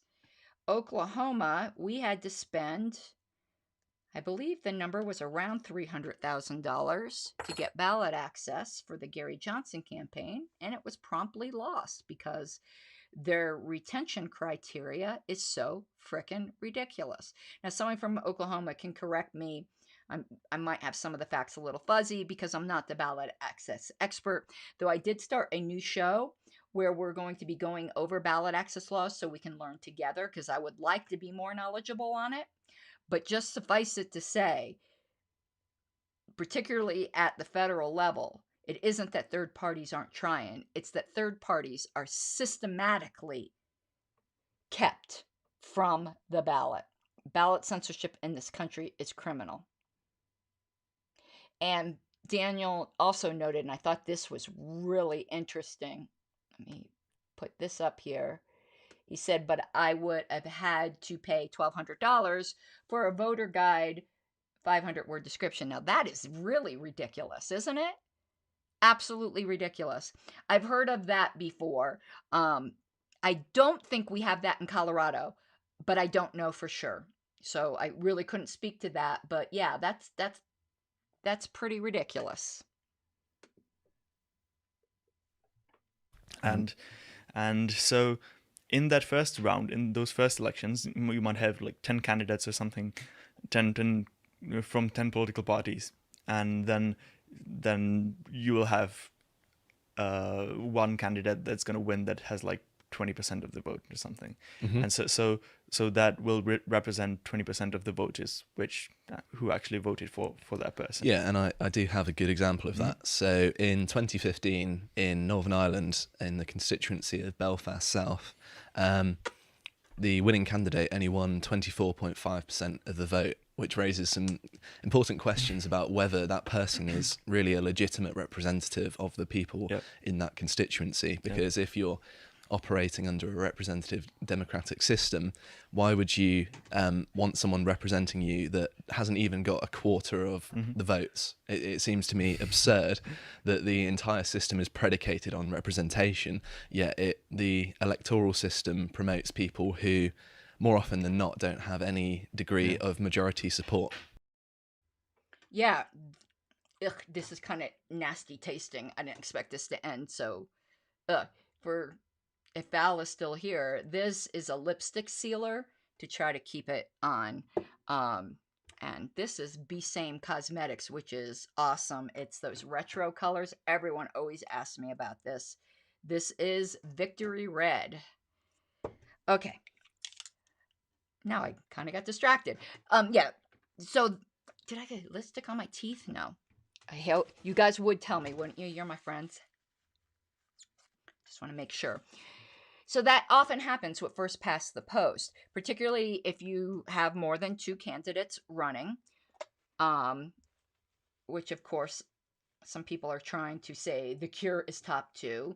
I'm going to have someone as a guest on my podcast who's going to try to convince me that top 2 is a good thing. I wish him luck, though I am always open to hear, and maybe I will change my mind. I used to be a fan of approval voting and not ranked choice, and now I'm like completely sold out for ranked choice, so my mind can be changed. I used to be a statist, so there you go. That's the biggest change possible. But yeah, it can often happen that someone will win that only 25% of the people voted for, where other voting systems do alleviate that. And so if you have, if that's what happens in the first elections, then some of the smaller candidates are gonna say, just screw it, I'm not gonna get involved in the next election, I'm not gonna run, and the smaller parties are not gonna get involved because they know they can't win, and so they're gonna more likely to form an alliance of some sort, or join some of the larger parties, some of the ones that received a lot more votes in the first election, and so that they'll kind of fall off. And then in the second election, that process kind of repeats, and all the smaller parties that know that they can't really win because there's a couple more who are way more popular, then those get eliminated. Those just like fall by the side, because why would they get involved, right? And so it's better to have at least some chance of influencing something by aligning yourself or with someone who might be more successful. Okay, I mean, that was, I think, pretty logical, though I think the Libertarians have proved we can be stubborn. You know, we they're still at it 50 years later. So, but it certainly is discouraging. It's discouraging to donors. Nobody likes to throw good money after what they perceive to be bad. So, yeah, it does tend to entrench two parties. The first past the post system in combination with non-proportional representation, which is a whole other issue, and I am very much in favor of proportional representation. And there are two things that I think are necessary for widespread libertarian success. The end to ballot censorship, actually three things. The end to ballot censorship, voting method reform, such as RCV, and institution of proportional representation. That last one is the most difficult, and I'm not so sure that could ever be instituted in this country. But it's more common in the world than not having it, if I understand correctly. Please correct me if anyone knows that and I'm wrong, because I don't think I'm wrong on that, though. All right. And so as you said, there's no, like, usually there's no limitations on the number of parties. So if some countries are suppressed or forbidden, then that's targeted, right? That's not okay. There can only be 5 parties. Like that's not a thing. It's like you have like in Germany, for example, you can't have the Nazi party, right? Fine. Like that's not the same as saying there can be only 5 political parties. Like that's not a policy that would be in place anywhere, right? That's not how it goes. But when we're saying 2 or 3 or more party system, like what we're talking about is the result of an electoral system, and that's the interesting part, right? Yeah. That if you have an electoral system that works in some way, over time it's going to tend to produce some results, and those results will one of the manifestations of them will be how many parties you have and how powerful they have in comparison to the other party. And that's where the discussion about first past the post comes in, because that is this is the strongest example of this process and what the result can be. Excuse me. Okay, yep, absolutely. And it was predicted a while ago. I think it was even by a lot of the founders weren't fans of political parties to begin with, but that it would result in 2 dominant parties. And I do think that is fairly inevitable. And I think libertarians who then argue, well, we want a 3-party system, are completely missing the point. Again, I'm saying this as somebody who's just accepting the reality that right now, this is what we have. I'm an anarchist. I don't want any of this crap. However, I do think just within, taking those presuppositions for granted, that 3-party system doesn't solve the problem. Proportional representation would, nor would us just replacing one of those, which right now, that's what success for the Libertarian Party would mean. We would just replace one of those, because the type of system we have leads inevitably to 2 major parties. And that is how the Republican Party, which was previously a minor party, pretty much destroyed the Whigs and took their place. And obviously I prefer us to either of those 2, but I don't think that is, I'm cleaning up because I'm like OCD too, and I'm waiting for my curling iron to heat up, but I don't think that's necessarily the solution either. And splitting the vote is something that is very kind of key to first past the post, right? Yeah, it's an inherent aspect of it, and something that I feel is very bad, because you kind of want a wide spectrum of parties, and this allows you to be able to pressure parties that might be in perhaps a safe seat into representing you better. For example, you could live in a safe constituency like I did, where you have a Conservative representative who has never been deposed in my entire life, and it's been the same person who's been there for I don't live there anymore, obviously, but he was there for about 25 years, and if people had a different strand of conservatism, well, they're not going to be able to promote it through that representative because it's been the same person for such a long time, and there's no pressure for him to change his views because he's in such a safe position. Well, there is that, I think, raises an entirely different issue, though. I think they missed the point on that. That raises the issue of the exponential power of being the incumbent, which is why I'm in favor of term limits. I think term limits would kind of fix that problem that they are talking about. Now, I am curling my hair, obviously.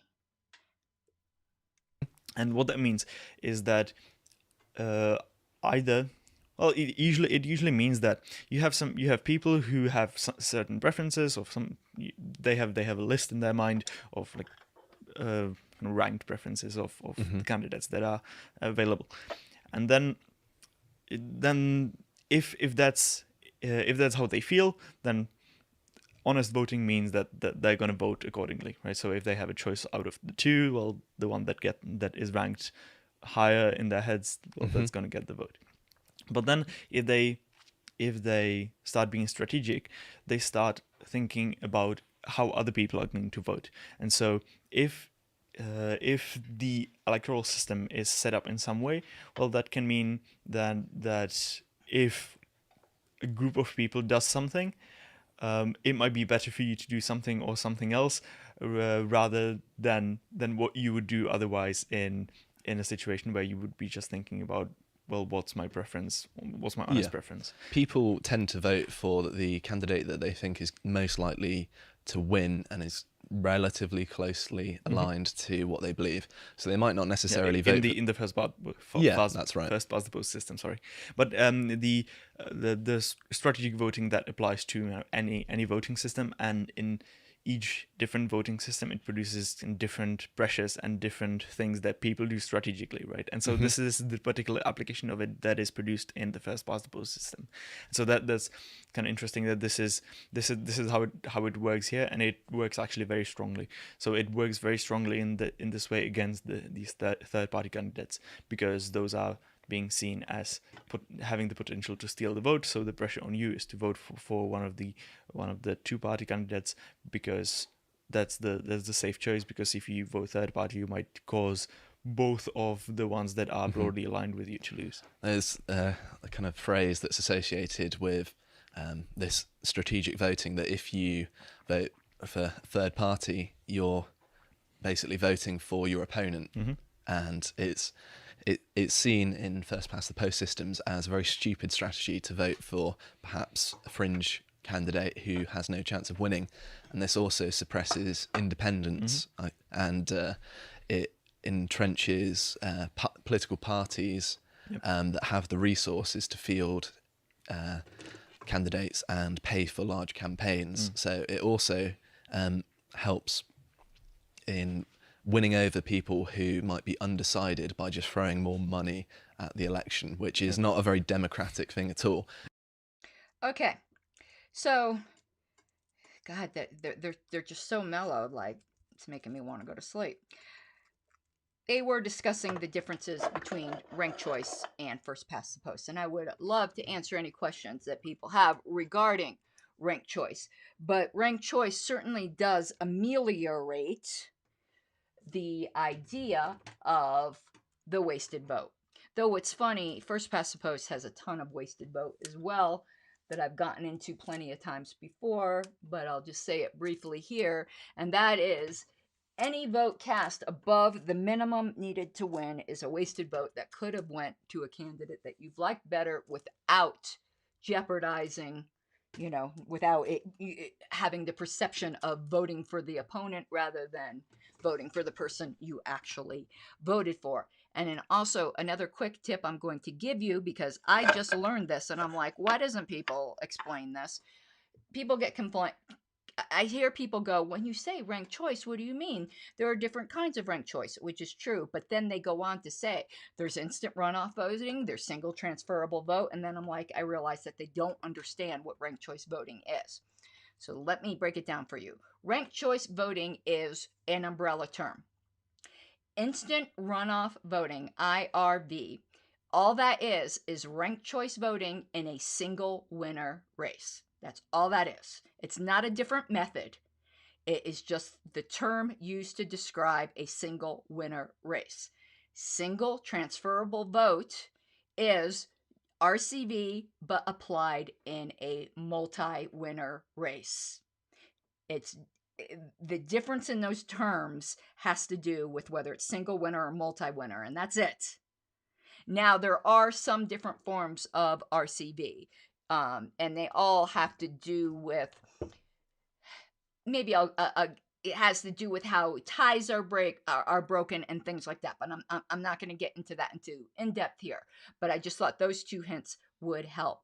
Also, in the software I use, Ecamm, my counter tends to get broken, and it's been stuck on the same number, which I find highly doubtful. So if you are here and listening, I would appreciate you throwing a comment into the comment box, and that will help me out here. Often in multi-party systems, you have some big parties that are a bit more long-lasting, or that have been there for longer, and then you have some parties that are smaller, or that just came in last election and then probably going to be gone by like 2 elections from now, and things like that, right? And so you have a different process through which these ideological differences get organized under that system. So it's not like you wouldn't have any input of different ideologies and different points of view in that system, in the first past the post system. You do, but it happens in a different way than in the multi-party systems. It just happens on a kind of hidden level, like it's a bit further away from the actual voter, but it happens nonetheless, right? And okay, let me just spray my hair so I'm not distracting you from the sound of the video. I didn't realize this was so loud. I think this is the first time in a Get Ready With Me I've actually done the whole look and not run out of material. And there is a comment. Thank you. It says, what do you think about Libertarians running in Republican primaries to take over the GOP? Wouldn't that be easier than ballot access as a third party? No, I do not believe so. Because for one thing, there's more. I explained this on Tom Wood's show, and I'm trying to compress it down to shorter. There is no taking over the GOP. Many have tried and failed. They are diametrically opposed to us in too many ways. That almost would be like, why don't we just take over all of the third parties and consolidate? Why don't we run as Greens? Why don't we run as socialists? That is because we're not Republicans. And running in a GOP primary, you have to get the support of the party machinery, and they're not going to give an actual libertarian, a hardcore libertarian, that support. And B, the whole party structure is against you. Ron Paul tried to take over the GOP. We should have learned the lesson then. And I find it always funny that when this example is brought forward, it's always the GOP, as if there's some kind of assumption that they are more friendlier to us than the Democrats. They are not. They are not. They have screwed us even further in things like ballot access. So, no, I believe that we need to exist as an independent political party, not as a satellite of any others. In fact, our bylaws say that, but you weren't really, you weren't asking about our rules, more about my philosophical opinion. But no, if there's going to be change, you stop thinking that you can reform a rotten house from within. And the fact is, the Republicans did not do that to the Whigs. It is not a winning strategy. And in fact, the progressives, or the extreme progressives, like the actual real leftists, are starting the People's Party now because they realize they've had more success with left-defying the Democrats, and they still realize they're not going to take over the Democrats. It's just, it's too entrenched. And the basic principles of both of them are diametrically opposed to us. It's just not libertarian. Now, with that being said, I don't like judge people who think differently and do differently. I just don't think it's particularly productive. And Daniel says, and I'll have to look these up because I'm never scared to say where I'm ignorant. All voting systems ultimately suffer from Arrow's impossibility theorem and the Byzantine general problem. I don't know what those are, so I will look those terms up.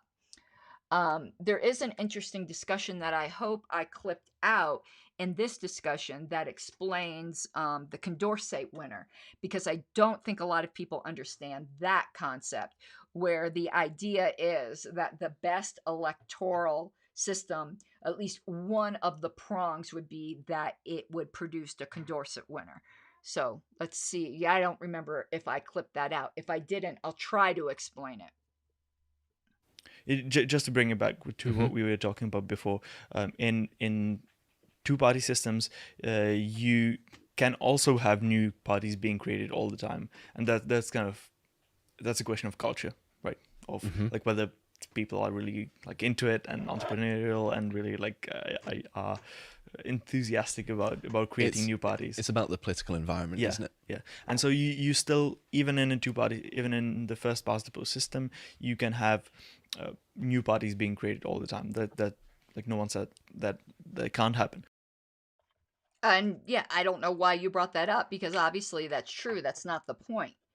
The point is whether they have any kind of chance, or if the system is rigged against them, because when you have a monopoly or a duopoly, it is in their interest to protect their turf.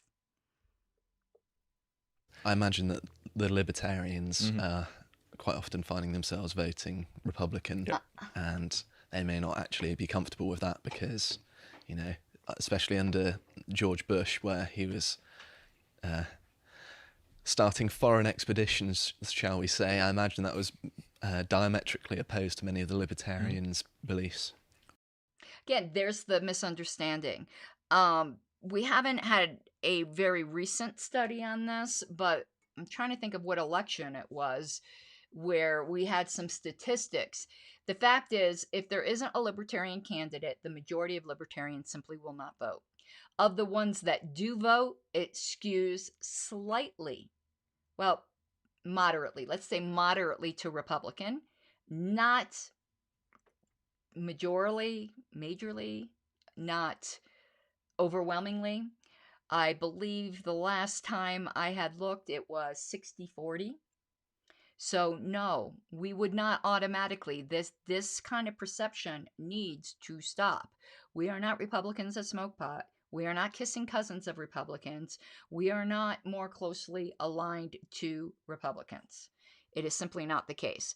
If they still believed in what they claim of fiscal conservatism, which they don't, perhaps we would be more closely closely aligned. And if the Democrats, got away from this progressivism, if Democrats just stuck to actual liberalism, we would be much closer to the Democrats than we would be to the Republicans.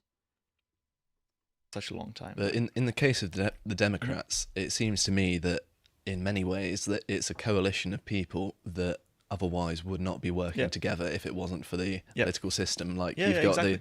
the progressives and the kind of neoliberal types, and they're just as much at their own each other's throats even, and than they are perhaps Republicans, because they're so ideologically separated in the kind of corporate Dems and the kind of progressives that there's not really much they can agree upon a lot of the time. He's absolutely correct there. That was a very good observation, and that's why there's the fracturing. There's a whole lot more, at least in the U.S., left-wing third parties than there are anything that could even be remotely right-wing, even if you consider the Libertarian Party, which I do not, to be part of the right wing. We fall completely outside that spectrum, but there are a ton of left third parties.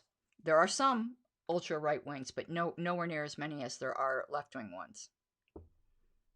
And so this is exactly my point, though.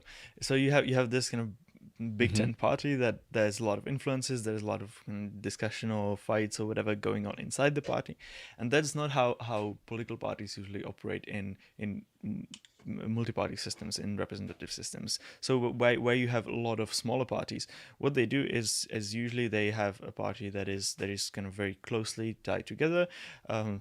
I mean, I'm generalizing, so there's going to be exceptions, and two, it's not going to be completely true everywhere. So just take that with a grain of salt. Like, it does make intuitive sense, though, that if there are smaller... I'm just talking to the audience, like not take me too closely at my word, because like what I'm saying is a trend, is a tendency. It's not what applies 100% in every case. And so you will tend to have smaller parties that are maybe a single issue party, or that are very closely ideologically aligned, and multiple parties like that will then form larger coalitions to form the government or form the opposition. And that's an important thing. An important feature of that is that those parties rarely change. That you have... What happens much often is that parties are created, and parties kind of are not destroyed, but kind of disbanded, and they cycle through the parliament much faster. He's talking very specifically with the British system, but he was almost speaking in context, because I know these are just clips, that the fact of single-issue parties is a bad thing. I do not agree. I have absolutely no issue with single-issue parties, and the whole point of single-issue parties is to form, win your issue, and disband. I wish social movements would do that, but they just seem to find more things to get offended about, like the modern feminist movement. And so you can't really say that for one side of the political debate or another, one system is better or worse, right? You can't say that first past the post is better for the progressives and proportional representation is better for conservatives, something like that. Like it's not like that, because it produces many different effects that can go against each other, and it depends on how strong they are and the other circumstances that you have in your country. Well, he's confusing two issues here. He's confusing the election method, first past the post, with proportional is in a multi-winner. First past the post is, I mean, it can be used in a multi-winner, but it generally is talking about a single winner. So he just completely had the concepts mixed together. And I don't understand how that could be, since they do have the proportional representation there. And I really, really wish we did have that here. Because people seem to think you need to be in the majority to make a difference. No, you don't. You just need to be the swing vote, and you can make a lot of difference. In the case of the US presidential election in 1992, a good kind of case study for people would be the candidate of Ross Perot splitting the Republicans' vote, even though between the Republican and Ross Perot, who was an independent, they would have won if there was a preferential voting system. The Democratic candidate ended up winning because of the split in the vote. And this is a case where the person who was elected was less representative of the people they're meant to be representing, and it seemed very counterintuitive. And that's something I would suggest people to actually go away and look at if they want to see perhaps a more egregious example of first past the post creating a poor outcome for people. Absolutely agree. Absolutely agree. That is an example of it not creating a consensus candidate. The point of RCV is to create a consensus candidate, and not everyone's going to get their first choice, but they get a choice they can live with. In the case of the US presidential election in 1992, a good kind of case study for people. That went twice. Okay, we're at the end. Oh my goodness. And a lot of you guys stuck with me. You are champs. You are Pink Flame of Liberty champs. All right, and you got to see my whole look this time. hopefully it doesn't disappoint. And yeah, I was planning on recording something else tonight, but considering I did a 3-hour live stream, I might not. So I might have put on all this makeup for nothing, but we shall see, because I've got a lot of work to do. And crap, I promised Ned Kelly some answers tonight, so I do have to do that as well. I hope you all have an awesome night. I put up at the top here again my Patreon. If you do find the content I produce valuable, please consider becoming a patron. It does really, really help, and it maybe one day will allow me to do more work like this. And as we go, I would like to thank my current patrons, which are up on the screen. If your name is there, thank you from the bottom of my heart. Not everyone who's a patron necessarily agrees with me, but they enjoy the discussion, and I hope agree that I approach it in good faith even when we do not agree necessarily. And patron-only content that is on Patreon, we are going through Fear and Loathing on the Campaign Trail, and I am having a great time with this book, so if you'd like to join us in that discussion, that is bonus for my patrons. All right, have a good night. Mi guapas de libertad. You gotta take what you're given, that's how we live it. Don't be mad at the system, it's simply how we've existed. I hear a lot of people talking like they politicians, or choose to be an accountant because it's safe in the business, not because